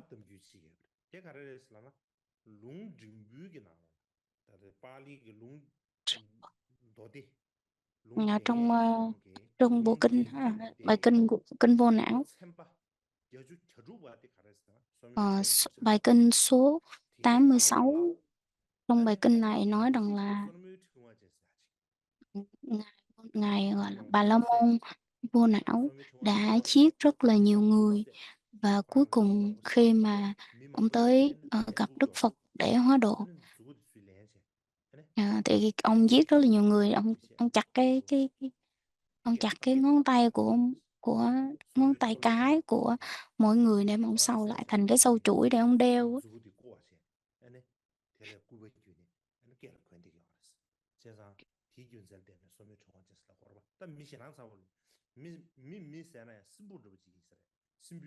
Mình nhìn cái con người chắc có thể là cái người này nhìn rất là kinh tởm. Nhưng mà sau khi mà ban đầu thì ông là một người Bà La Môn, nhưng mà sau khi quy y Đức Phật thì để được Đức Phật hóa độ thì ông đã đắc quả vị A La Hán.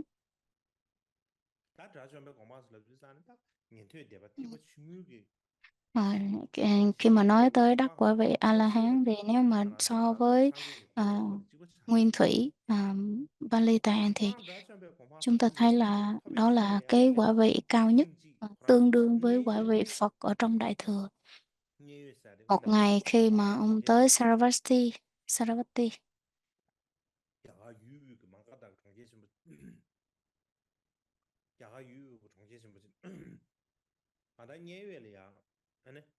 ông đi tới thành, ông đi khất thực đến thành Saravati.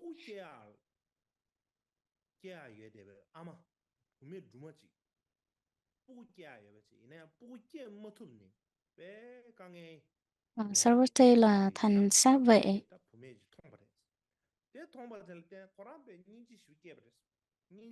Thành xá vệ để mà khất thực, thì một ngày nọ thì ông mới gặp một cái người nữ có thai và đang gọi là sắp chuyển bụng để mà sinh đẻ đó.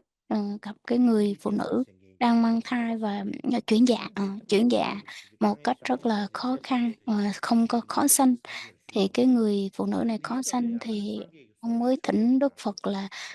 con thấy rất là xót thương cho cái người phụ nữ này, giờ không biết làm sao để mới có thể giúp đỡ cái người phụ nữ này có thể sinh con dễ dàng. Thì Đức Phật mới nói rằng là Đức Phật truyền cho ông một cái câu thần chú, câu thần chú không phải tự thần chú mà một cái lời giống như một cái câu nói rất là chân thật, một câu nói mà chân thật. Đó. Truyền cho ngài một cái câu câu nói như vậy, câu thần chú, có thể dùng câu thần chú. Và ông đến ông nói là nếu như mà vì ta được sinh ra trong cái gia đình cao quý, ta chưa bao giờ cố ý giết hại mạng sống của chúng sanh, nhờ cái sự chân thật này mà cầu nguyện cho bà được cái sự phát triển,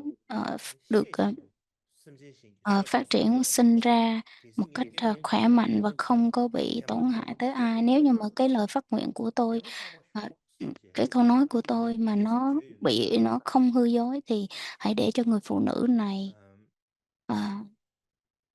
hãy để cho người phụ nữ này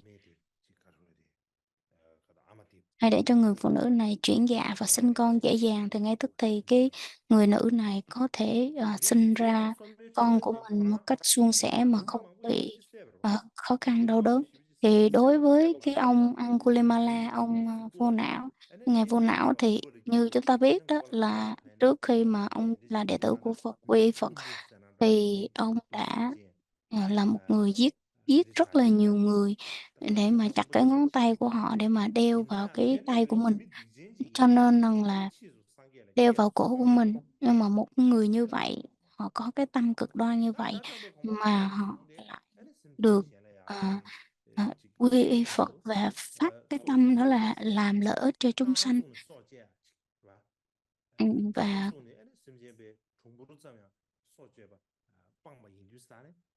và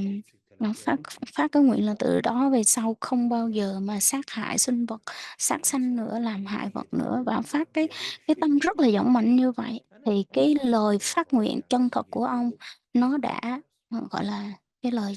phát phát nguyện đó nó không hư dối, cho nên là cái năng lực của một cái sự phát nguyện như vậy nó đã giúp cho cái người nữ này có thể dễ dàng sinh con. Cho nên chúng ta thấy là một cái lời phát nguyện mà chân thành, chân thật như vậy thì cái năng lực nó rất là lớn. Ở trong kinh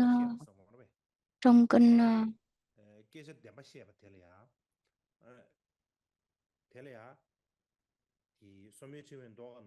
trong kinh của kinh vô não thì ở đây không có dùng một cái chữ trực tiếp, không có dùng trực tiếp cái chữ đó là lời phát nguyện chân thành gì hết, nhưng mà nhưng mà nhưng mà những cái câu hỏi được được nhắc ở trong kinh Mi Tiên Tỳ Kheo á, Mi Tiên Vấn Đáp Mi Tiên Tỳ Kheo thì được đề cập,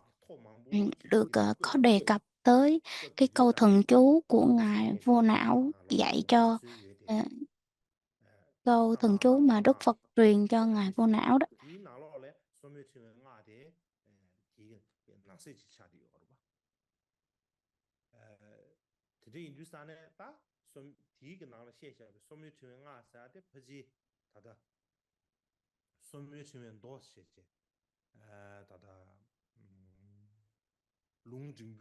Ờm, có nhắc tới cái câu thần chú mà Đức Phật truyền cho ngài Vô Não và dạy cho ngài Vô Não về cái câu chuyện có câu chuyện của ngài Vô Não, và cũng có nhắc tới trong kinh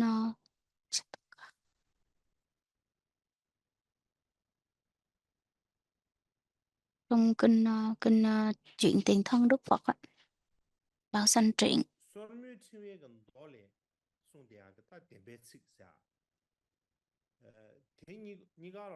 có nhắc tới cái câu chuyện là đầu lâu,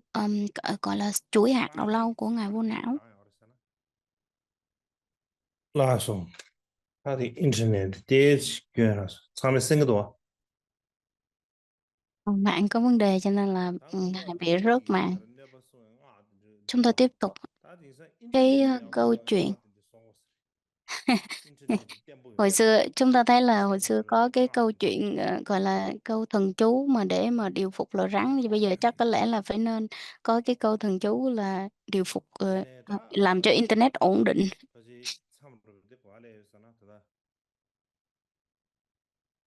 Không biết là chúng ta tới đâu rồi nhỉ?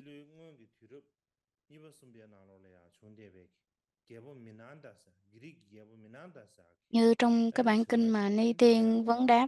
Ni Tiên Tỳ Kheo, Ni Tiên Vấn Đáp, thì cái bản kinh này được biên soạn vào cái thế kỷ thứ hai, thứ ba gì đấy. Có nhắc tới cái việc rằng là cái câu chuyện của ngài Angulimala, và có một cái điều đặc biệt ở trong những cái câu chuyện của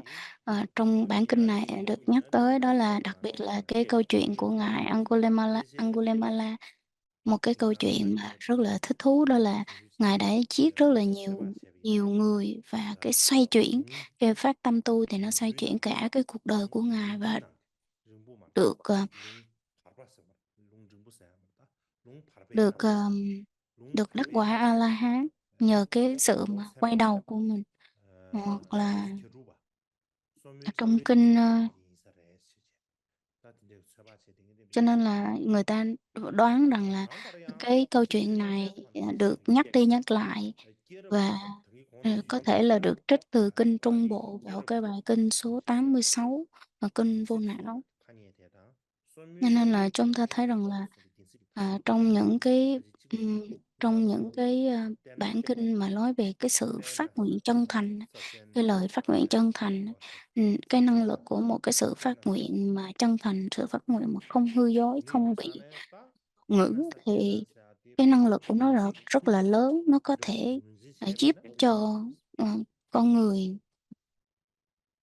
nó giúp cho chúng ta có thể thoát ra 디중에 những 때다 cái nạn. 바지 발리기 텔라 Chính vì 텔라고 vậy mà 텔레 có thể 텔레 là 아니 qua 바지 đó thì chúng ta 발리기도 thấy rằng 디제 là trong 텔라시 kinh tạng 디제 Bali, 디제 mà nếu như 뇽바 mà 셰베 텔레야 cái 아니 sự 뇽바 phát 셰베 nguyện 텔레야기 chân thành, 비주 cái sự phát 디나로 nguyện chân 로야 thành 디 đó 안주기 là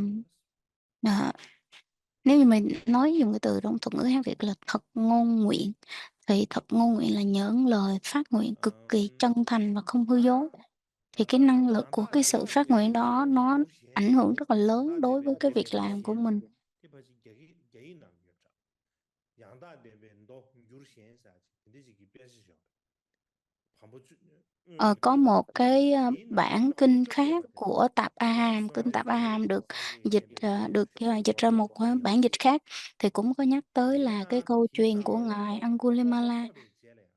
라좀베 của ngài 뽀뽀뽀베 Vô 제래 Não, và nó, nhưng mà có một điểm khác, đó chính là 근데 부모 à, 부자가리 부모 sau 부모 khi ngài 근데 다 đắc 딘식 A La 제시야 Hán, 근데 다다디 양다 sau 대베 khi ngài đắc 너 A La 녀가 Hán thì 유르시엔샤 cái 디지 câu chuyện 베시 mà 나로라 gặp cái bà phụ nữ mà 계셔 mang thai mà khó sinh này, 야 롱직리 체베 나로라야 hoặc là trong kinh Tăng Nhất 너 A Hàm, 서다 수직 봐 ờ, 대양 소미 치면 cái 도사 bài kinh số 33, 디 31 나로라야 야 cũng 이게 có nhắc 길이 tới, đó chính là 롱 막아서 또 바르베 나리야 막아서 바르메데 나리야 바나 신기 다지 부자가에 그 부메 거 디고래야 커요 디나로 커요 아 라버도 디나로래야 가르송을 그랬잖아 아니 Sat, 소묘 Sat, 층에기 Satchena, là 프랑스와 những 바지 제베 sự 갈라 thật. Như chúng ta 너 hay 디게 hay 바지야 đọc trong kinh Bali, chúng ta có 소묘 thể thấy cái 라소 chung là 되네 Satchena, Satchena là gọi là những cái lời phát nguyện chân thật, 삼바 những lời nguyện chân thật, là 식들을 bởi 떼네 cái lời chân thật này, 삼바 쥐만 먹인다 닝탑에 식들을 떼네 아니 những cái lời mà 프랑다 tự tận 주자 đáy 아 lòng 디지 của 주자 mình 그랬어 phát khởi ra, thì những năng lực của những cái lời phát khởi chân thành này 난 và 디네 xóa tan đi những cái chướng 게게야 ngại, chướng nạn 게 hiện tại. 식바다 Đó là những cái lời chân 땡 thành như 땡야 vậy, 텔레야 텔레가 nhưng mà 딘식스야기 민디 nhưng 딘식 mà dường như họ không có dùng cái chữ 게 là 게임베지 chân 소미 thành, chân 소미 thật ấy, 도 mà họ dùng 유르시엔다 một cái chữ khác. 나는 Ờ, 신기 소미 팀에 giống như là 게르샤와 không biết là dùng cái chữ như thế nào, nhưng mà 딘지게 나로레이네야 대단 저기 ý nói là 바지 không có dùng 소미 một cái loại thuật ngữ. 다 대야 더더디 소미 팀에게 도 유르시엔다 디 나로레야 Trong kinh 시바디 trong 나로레야 kinh mà 아니 삼바 탁바네 주미마웨 사지 딘지게 측지 배주셔야 알았어 trong kinh 아니 mà 소미 trong 팀에 kinh của ngài Vô 상상기 Não thì 가샤 디 ờ, 나로라 dùng 삼바 cái từ 탁바 đó chính 측지 là 측지 배주 당야 알았어 아 những 디제디야 từ tận đáy 대베 lòng, 아니 hoặc là những 다 từ 공도 쉬베가 không hư 주 dối, 나로레야 lời phát nguyện 아니 chân thành hoặc là 덴베츠기 không hư 누바 dối. 덴베가 Thì 누바 ừ, 누바 해버지 예바디 những cái sự phát nguyện này 딘지 nó đem lại một cái 고네지 sức 제바 mạnh 다 되네 rất là vô hình, 수바디 가라사나 và chính vì vậy 딘시기 mà 다 dường như là 바지 수바지 mật chú được sử dụng về cái phần thứ ba. Chúng ta cái phần thứ ba đó chính là, không biết phần thứ ba là phần gì. ng어보친 분도 사 ng어보친 분들 라고 랍소만 딱 한다 마하워스투스 Có một cái bộ kinh khác là cái ý nói là cái dẫn 마하워스투스 chứng thứ ba 사바디에 là trong 탁바디 bản kinh Mahavastu. 디나로레야 Ờ, 딘식스야 cái bản 탁바디 kinh 베르시아 thuộc Pali Tạng, kinh Mahavastu. 태양 칸데스 베주시아 아르스라비나 Trong 도 này 디나로 cũng dùng 미엄지기 cái 깨럽세 cũng miram 미엄지스 여러분 맞아 miam chi là một cái con miam chi. 미엄지를 깨비 깨럽 디나로라 미엄지기 개본 전바 젠베기 옴무 에네 딘스기 뉴발레 데네 에 소소르니 가라 지다 원베 송에기 바지 원베 송어 데라 타웨기 수르비 근데 송맨로 간다 전에 미엄지기 깨럽 디나로라야 Con khẩn na la là mi em chi con na la là Kinara Kinari, thì trong cái bản kinh đó là tiền thân của con khẩn na la, thì trong đó cái loài khẩn na la này có một cái bài kinh nói về cái loài tiền kiếp của loài khẩn na la này. Có một cái vua của loài khẩn na la có một người con gái là bị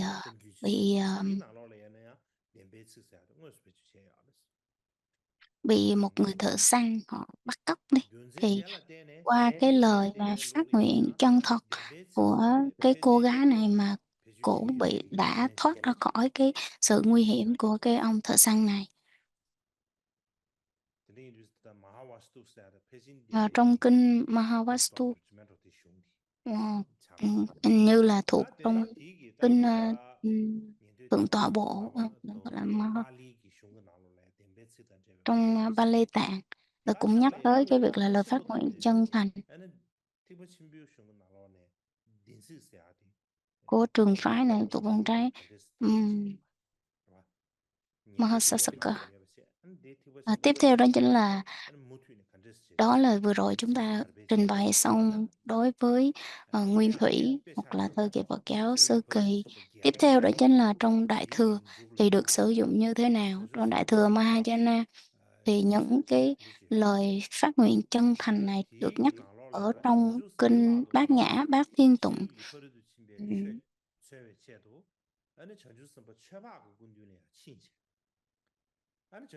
Cái nhắc tới cái vị Bồ Tát là Sadabra Rudita, trong khi mà cái vị này gọi là thiền định và tu tập, thì ngài đã tới một cái vị Bồ Tát tên là Dhammokata, đã đi tới đó và dâng cúng dường những cái lễ vật và phẩm vật để mà học pháp ấy. Xong rồi thỉnh cái vị một vị Bồ Tát khác để mà học pháp, thì cuối cùng thì có một vị Bồ Tát được hóa thân từ tứ đại thiên vương để mà gọi là giải pháp, hoặc là hóa thân trước cái vị thỉnh pháp này để làm gì? Để mà thử cái lòng của ông, là xin, hay là yêu cầu cái ông mà này hãy vì Phật pháp mà cho tôi trái tim nè, cho tôi máu, cho tôi xương tủy, vân vân, vì cái sự lợi ích của chúng sanh, hay là nói chung là nếu mà ông phát khởi cái tâm Bồ đề thì ông cho tôi những cái phần trong thân thể của mình, mà cái yêu quái này là do tứ đại thiên vương hóa thành. Thì cái vị mà cái vị Bồ Tát mà Sadapra Gita này vẫn cho hết, rồi lấy dao cắt tay mình, rồi lấy máu của mình cho bố thí cho cái ông mà chàng trai trẻ mà ăn xin ấy.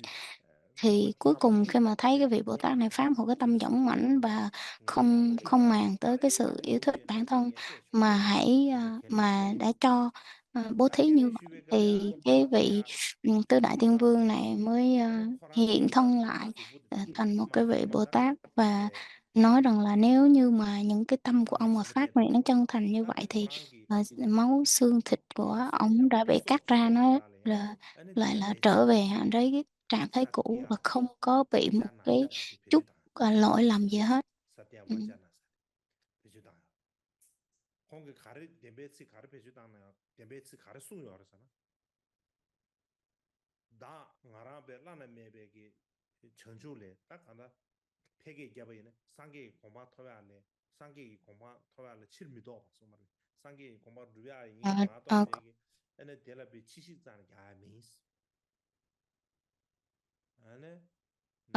Và ông đã khi mà thân thể của ông nó trở lại hoàn lại vị trí cũ, gọi là như như cái lúc mà chưa bị cắt tay chân máu mủ ra đó, thì ông mới phát cái nguyện luận rằng là sau đó thì ông phát nguyện rằng là nếu như mà giáo lý của Đức Phật có thể giúp cho con người thoát khổ và làm giác ngộ, giác ngộ hoàn toàn.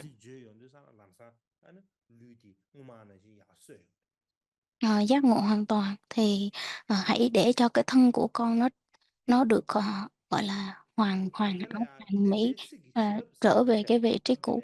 Thì qua đó chúng ta thấy là nó là một cái sự gia trì cái năng lực của một cái lời phát nguyện chân thành. Cái thệ nguyện là Satya Vachana. Cái sự gia trì, cái năng lực của một cái lời phát nguyện nó mạnh tới như vậy.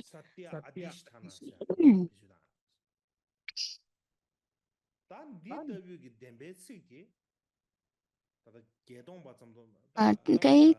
cái cái câu này thì cái chữ này được dùng là Satya Tisthana, như nãy vừa nhắc tới, đây chính là trong cái bản kinh Bát Thiên Tụng thì được dịch ra tiếng Trung, tiếng Hoa có mấy bản lận.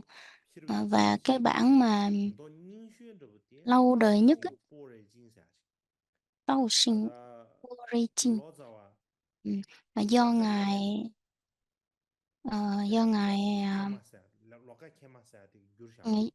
ngài Lokakema hoặc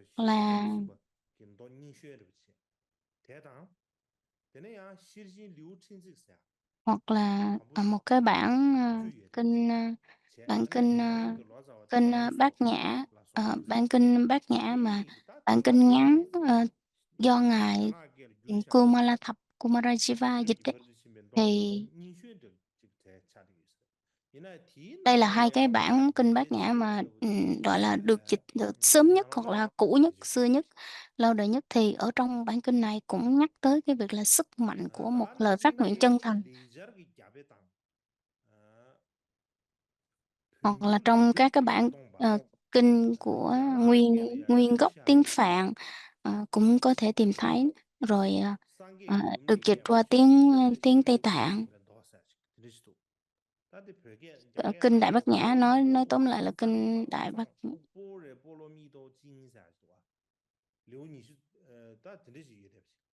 Kinh Đại Bát Nhã.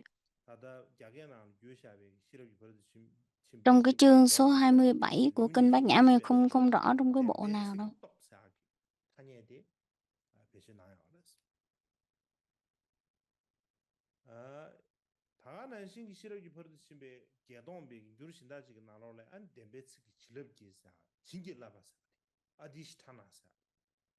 Trong kinh là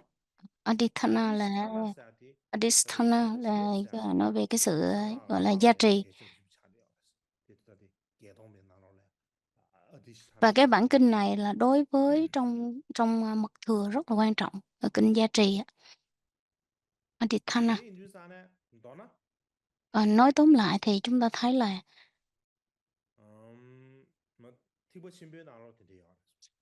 trong Đại Thừa, trong mật thừa, Đại Thừa rồi tới mật thừa. Trong mật thừa thì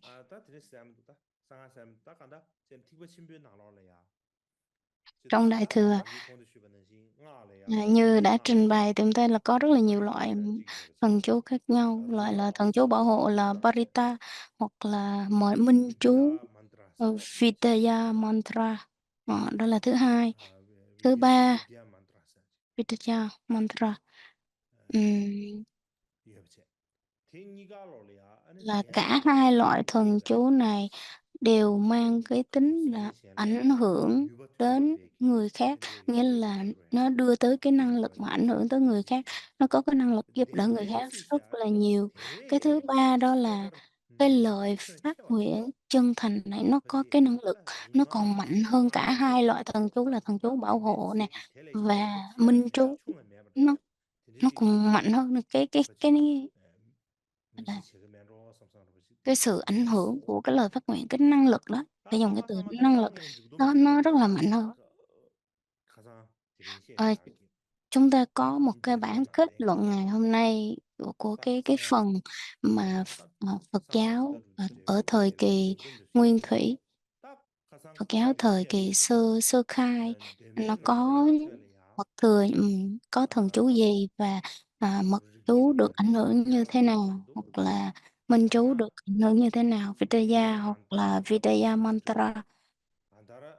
릭밤 링아래야 hoặc là, ờm, 야사 hoặc 야타 là 야사 minh chú 초로 hoặc là 용도로 thần chú. 나와버려 Dường 딱 như là 짝퉁 qua 왼도로 cái luận cứ bữa giờ, cái sự phân tích bữa giờ chúng ta thấy rằng là Đức Phật không hoàn toàn cấm cái việc là chúng ta dùng thần chú hoặc là sử dụng thần chú, mà tùy theo cái phạm trù. Mà một số thì Đức Phật cho thực hành, cho sử dụng, cho tu, và một mặt thì Đức Phật cấm. Đặc biệt đó chính là cái thần chú nào mang cái tính chất là bảo hộ bản thân mình là cái thứ nhất. Cái thứ hai ờ, đó chính là ừm, cái lời phát nguyện chân thành.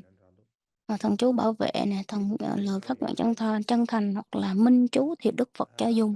Ngoài ra thì Đức Phật không cho dùng, không cho sử dụng thần chú của thế gian, huyền chú là bùa chú, huyền thuật của thế gian thì Đức Phật cực kỳ là cấm luôn. Đặc biệt là 옹바르 또마다 옹바르 테마 디 버루레이네 제바이야바테 가상 마슈이스마 드리지 đặc biệt là cái sự chứng ngộ của thân 가다네 khẩu ý 상게 mà 링아레 ừm, 송아다 딘시 사로 대주 상게 ba cái 링아 gọi là 상황 숨게 나로네 아니 나레 ừm, 상황 차디 ờ, thần chú nè, minh 나가 chú, thần 상황 chú bảo 차와 hộ và lời phát 나가 nguyện chân 나라시 thành này kia, 나레 nó là 디게 니버리 ờ, 람난 저거 나레야 trong 꾸규베규라 tất cả các loại thần 난 chú thì nó 상기야 là bí mật nhất ở 아코지아미아다 trong tất 디제게 cả các loại 메드르다 thần chú. Bởi vì 꾸규베규라 sao? Bởi vì 디제베지 cái năng lực của 문지시 cái thần chú này người khác không có thể chứng biết 대신이 và 나로 không có thể thấy 나와야 biết được. Trong bốn bộ A Hàm 다들 nói rằng là 상황점도 마세베기지 대메인비지 상회 떠줍서 말하면 꼬도 규베기 떠줍 망보 nói rằng là ngoài cái 디야바데 sự 아주 bí 차야 mật và cái năng lực nó bí mật như vậy 다들 thì 꼬도 chúng 규 ta 떠줍 cũng 사베디 khó để mà 상황점이 미디즈 기 소화계란 대다 chúng ta 가상 cũng có 미디 thể tìm 소화계란 thấy và 대로서 được cái sự chứng minh 빼차샤비는 qua cái nhiều cái sự lý luận. À, 야그도 삼담이는 디자게 và đặc 가상 biệt là chúng 소화계란이 ta thấy là 소화체 nó có những cái điều bí 사바르 ẩn 차와 요래 mà cái thời này 와세 và thời xưa không 인터넷세 có thể so sánh được. Chẳng hạn như 아 thời hiện đại 안에 chúng ta có 왕에세 internet nè, có 남에서 điện thoại, và 다디 rồi có công nghệ thông tin, 나가네 그 có truyền 미디즈기 thông, 3년 thì 나로라 những 말아 알아도 되다 배주 셔야 thì những 가바샤야 cái 이제 con 비디 người ở cái 사이비야 thời 그 3년 나로라 thời 상암이 kỳ 용어 cổ 좀 đại, 정확히 thời xưa, 알지 họ sẽ không 가야 tưởng tượng được rằng là cái thế giới hiện đại ngày 나가는 nay nó đã có 미디즈기 phát triển như thế. Họ không có thấy được. 메시스다 Nếu như vậy 가상 알아서 nếu như vậy 다디 thì 템 cái 미디즈 con người của 아까지라 thời hiện đại này 치유르기 cũng sẽ 이게 không 샤시 thể nào tưởng tượng 치유르기 được cái 샤겐티게 cảnh mà là 옹바데 cái 마세 sự huyền bí của cái thế kỷ 야가 ờ, 여버지 xa xưa trở 옹바네 về trước. 안에 다시 약토에 체에 여버지 도사리 요래 이나 Và nhìn lại cái sự 야가네 phát triển 메드르 hiện 찌르게 đại và vật 메드르 chất 차야 thì chúng ta thấy là 신기 mình phát triển 삼베테 hơn cái thời 메드르세 xưa rất là nhiều. 야나다 디자인 Nhưng mà 디게 nó sẽ cho chúng ta thấy rằng là 음 cái đời sống tâm linh của thời xưa, cái thời cổ đại 디게 이제 rất là nó có một cái 나라시 sự huyền bí mà đối với cái người 상암이 thời này mình không có tưởng tượng ra được, gọi là rất là huyền bí. 현다 파샤 나가모 로 동라 가시니 미드 Một 데모 một vài ngàn năm 아주 về trước 신기하다 thì chúng ta không có nói, không nhắc tới nó xa 삼레르 quá. Mình có thể nghĩ 와 tới cái thời của 아주 đối với chính bản thân mình, 메드르 những cái thời 진 cái lúc mà chúng ta 까바바게 còn nhỏ đó, 사바텔레 mấy 미드 chục năm về 지샤 trước, 디지시게 까바바지 chúng ta đâu có, 이네 껍데기 cơ sở vật 미디즈리 chất đầy đủ, hoặc không có mạng thông 삼레 tin, không có 이네세 internet, không có gì hết, 야나 nha, 지기 mấy chục năm về trước 꾸규베기 thôi. 겐레야 손에 Nhưng mà 로스지 긴상 미즈 제토르 베스나 nhưng mà 알아도 con người 사바데 và trí tuệ của con người thời 디지 đó chúng ta 삼레 thấy rằng là 나가네 미디즈 bây giờ cái thời hiện đại để mà khám 가바르 phá được là đã 디제네 khó rồi chứ huống gì 인터베지 tới mấy 상회 ngàn năm về 지겐 trước. Ờ, 땡큐르 긴주 cái, 디 디디지 토리아 cái sự mà bí 춤부 mật ở 체데게 trong đó 버스라비나 là không có thể 만주베 thấy được. 너나 데메 Nói tóm 나로라 lại thì 디르르야 nói tóm lại 미치베 thì, 파다 냠도 파주 깨자시에네 데데베서 그렇지 nói tóm 파다 lại 냠도 thì 진주 trong 근주 시에네 깨자시에네 trong, 냠도 디에 어르슬라비네 만주베 메데지 trong kinh 그래서 điển 내가 thời 이번에 xưa, 동두시 hoặc là 나로라 cái thế giới của cái 상담에 thời, 디지나 cổ 소와라 đại, chúng ta thấy 디 rằng là đó là 디지랑도 thế giới của các vị thần, cái thế 통요시 giới của các vị Bồ Tát, các 아마 vị, chư 니나로라 thiên, họ nói chuyện với nhau. 상계도 Điều đó 상하고도 điều đó chúng ta không thể nào 대신보지야 phủ nhận được đâu nha. 무슨 디나래 Cho nên là mình thấy nó rất là 라나도지 huyền bí và nó là một cái sự vi diệu nhiệm màu ở trong đó. 사람라도 라나도지 Ờ, 라도 지고로 đặc 세상에 biệt là 시제 trong 라나도 kinh A 자 Hàm, 롱두시에 ờ, trong kinh Tứ A Hàm á, 내가 Tứ A Hàm có nhắc 라디 tới ngài, 류름비기 ờ, Kim Cang 나로라 Thủ, 도 ngài 셈바 Kim Cang 숨바 Thủ là 숨바 ngài Đại Thế Chí á, 암나 thì, 디네긴도 오사 nhắc tới rất là nhiều về cái năng lực 암바타 của ngài Đại Thế Chí. 암바 암바타 Và ngài Đại Thế Chí á là 슈바딘사 미도이 tiếng Tây Tạng, 암바타 tiếng Tây 암바타 Tạng là 슈바딘 Kim Cang Thủ, tiếng Phạn 누진 gọi là 나로라 가르샤 Vajrayati. 에스소라르샤나 Thì đây là một vị 첨시기 vị 키우기 Bồ Tát cực kỳ quan trọng 암나니야 trong 야나 giáo 첨시 Mật 키우 Tông. 모두고서야지 예브레스 다데 상계 군주 자시 Có một cái câu 다데 chuyện kể rằng 상계기 là, 첨시 키우 모두들래야 건주시나 câu 건주시나 chuyện rằng là kể về một vị Bà La 다데 Môn, 상계기 건주데베 렌치 뭐이 đi 니니 tới 어 đảnh lễ Đức Phật và đi lên họ 내가 thỉnh 다 vấn Đức Phật cái gì đó, nhưng mà Đức Phật không 이거 có trả lời. 아사다 Đức Phật 이거 không có 모두고 trả lời. 시엔다도 Nhưng 그 mà Đức Phật, 상황하게 thưa 마당도 chuyện với Đức Phật, 제가 nhưng mà Đức 레야 Phật không có trả 숨겨인데 lời. 건들 Dường 팅숨바데 như rằng 그래 là 야 cái ý 에마냐데 팅숨바데 của 레마죠 ông, 에는 뉴진 라나도지 뉴진 라나도지 퍼지 팅상 계제를 제비나 에는 상계 보디가드를 제도 ờm, ờ, ờ, lúc đó thì Đức Phật không trả lời. 상계를 숨길 셈이 Là 보디가드를 보디가 정말 바보요 thì Đức Phật, 바보야 không 바보 trả lời, hiểu cái ý 내가 của ông 뉴진 đó, không biết vì sao 라나도지 Đức Phật 다 không trả lời, sao mà, 이 첨시 키우 ừm, 모두 써야 되게 Đức Phật 상계기 mới dùng cái năng lực. 렌치어드나는 그 렌마겹디 뉴진 라나도지 코로사지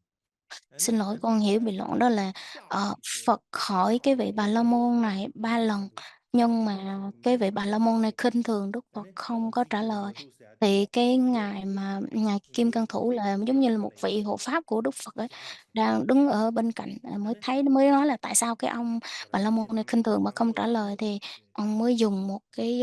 ngài Bồ Tát nè, 아사 Bồ Tát, 통하여지 Kim Cang Thủ, 상계기 쓰야요 ngài Đại Thế Chí 근데 mới 그때 cầm, 첨시 키우 모두 써야 ờ, 되게 cái 통하여지 셴 딱한다 cái năng lực của 돌미시야 ngài đó mà làm sao mà chỉ để cho cái ông Bà La 첨시 Môn này ông thấy 키우기 thôi. Còn Đức Phật thì không có 나로라 thấy luôn, như là đứng bên cạnh 따져나게 hù dọa cái 상계기 ông Bà 건지 La Môn này 에 nè, nói rằng là, 숭탕 nói với ông biết rằng là 아텔레 교랑 랭격인데 tại sao mà Đức 랭격이나 Phật hỏi ông tới 상계교랑 3 lần mà ông không có trả lời. 알아 Bây giờ ông có trả lời hay không? Nếu mà ông không trả lời thì tôi sẽ cầm một cái cục viên đá đó rất 뉴질랜드도 là bự 드라쿠라 như thế này nè, tôi sẽ, 에는 곧 đập vào đầu 상계 ông đó. 틱도 곧 tum부 뉴 Ừm, 땅샤리 이니시에디 tôi sẽ đập vào đầu 라나도지 ông đó và cái đầu của ông nó sẽ chia làm 7 phần đó, ông có tin hay không? Bây giờ ông có trả lời hay không? Thì cái vị, Bà La Môn này nghe xong, thấy xong như vậy thì, gọi là, lông tóc dựng đứng lên, mà mới, sợ quá mới bắt đầu thưa Đức Phật, nói là "Xin Phật hãy cứu con, có cái cứu con." Ờ, Đức Phật, Đức Phật, thấy như vậy thì cái ông Bà La Môn này ổng mới nói là, "Xin Phật là cứu con, và hồi nãy Đức Phật hỏi cái gì thì con không biết, con không nghe rõ, là Phật có thể hỏi lại một lần nữa hay không? Con sẽ trả lời, cho Đức Phật." Thì đó là một cái câu chuyện nói về cái năng lực của một cái vị hộ pháp của Đức Phật ở trong kinh A Hàm.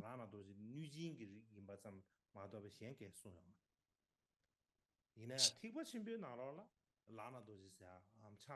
Cái vị, 그주심바 개좀 trong 신바야 Pali Tạng thì không dùng, 따상아 딘다 ngài không dùng cái 따가 tên 따가 của 이 ngài, 개버시엔데 ngài Đại Thế 라나도지 Chí đâu, mà 시나라부터 dùng một cái 모르겠다 vị là 근데 Nujin, kiểu, 라나도지 giống như một cái vị hộ pháp vậy đó, 라나도지 mà 개좀 con 시야지 không rõ là đang dùng cái từ nào ở trong này. 아 태야 다른 이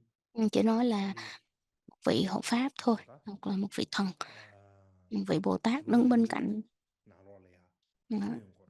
라나도지 Và cái câu chuyện này thì trong kinh Trường A 어 Hàm của Đại Thừa thì chúng ta thấy là trong kinh Trường A Hàm thì có thể thấy được là cái bộ kinh của bộ luận của ngài Thanh Biện tên là Tốt Kiết Bà Hoa. Ờ,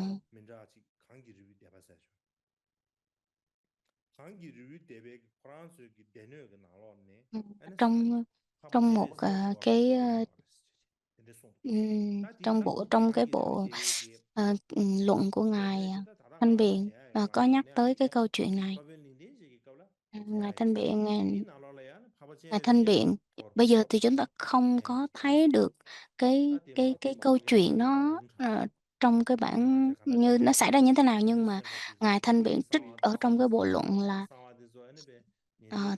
trong bộ luận Tokyo Bawa nói về cái năng lực của thân khẩu và ý.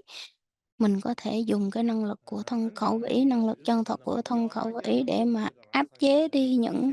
cái điều bất lợi hoặc là làm tổn hại để mà điều phục người khác.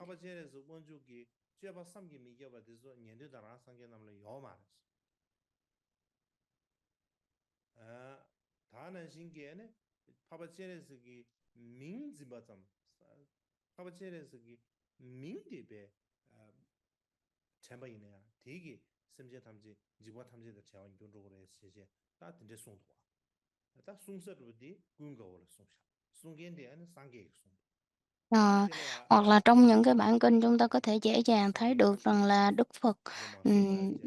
Phật thuyết cho ngài A Nan rất là nhiều cái bản kinh xong rồi 제레스기 원수는 투어체라 럽뉴스 간다 드리스송시 따디 페이진 대백 강기류 대백은 대녀가 나로래 드리스송 제자다 간다 드리게 딱 간다 가쇼지 trong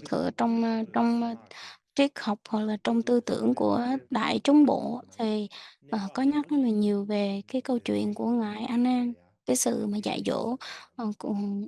từ Đức Phật, nhận được sự dạy dỗ từ Đức Phật và các lời dạy của Đức Phật thì nó thể hiện là cái năng lực mà thân khẩu ý của Đức Phật.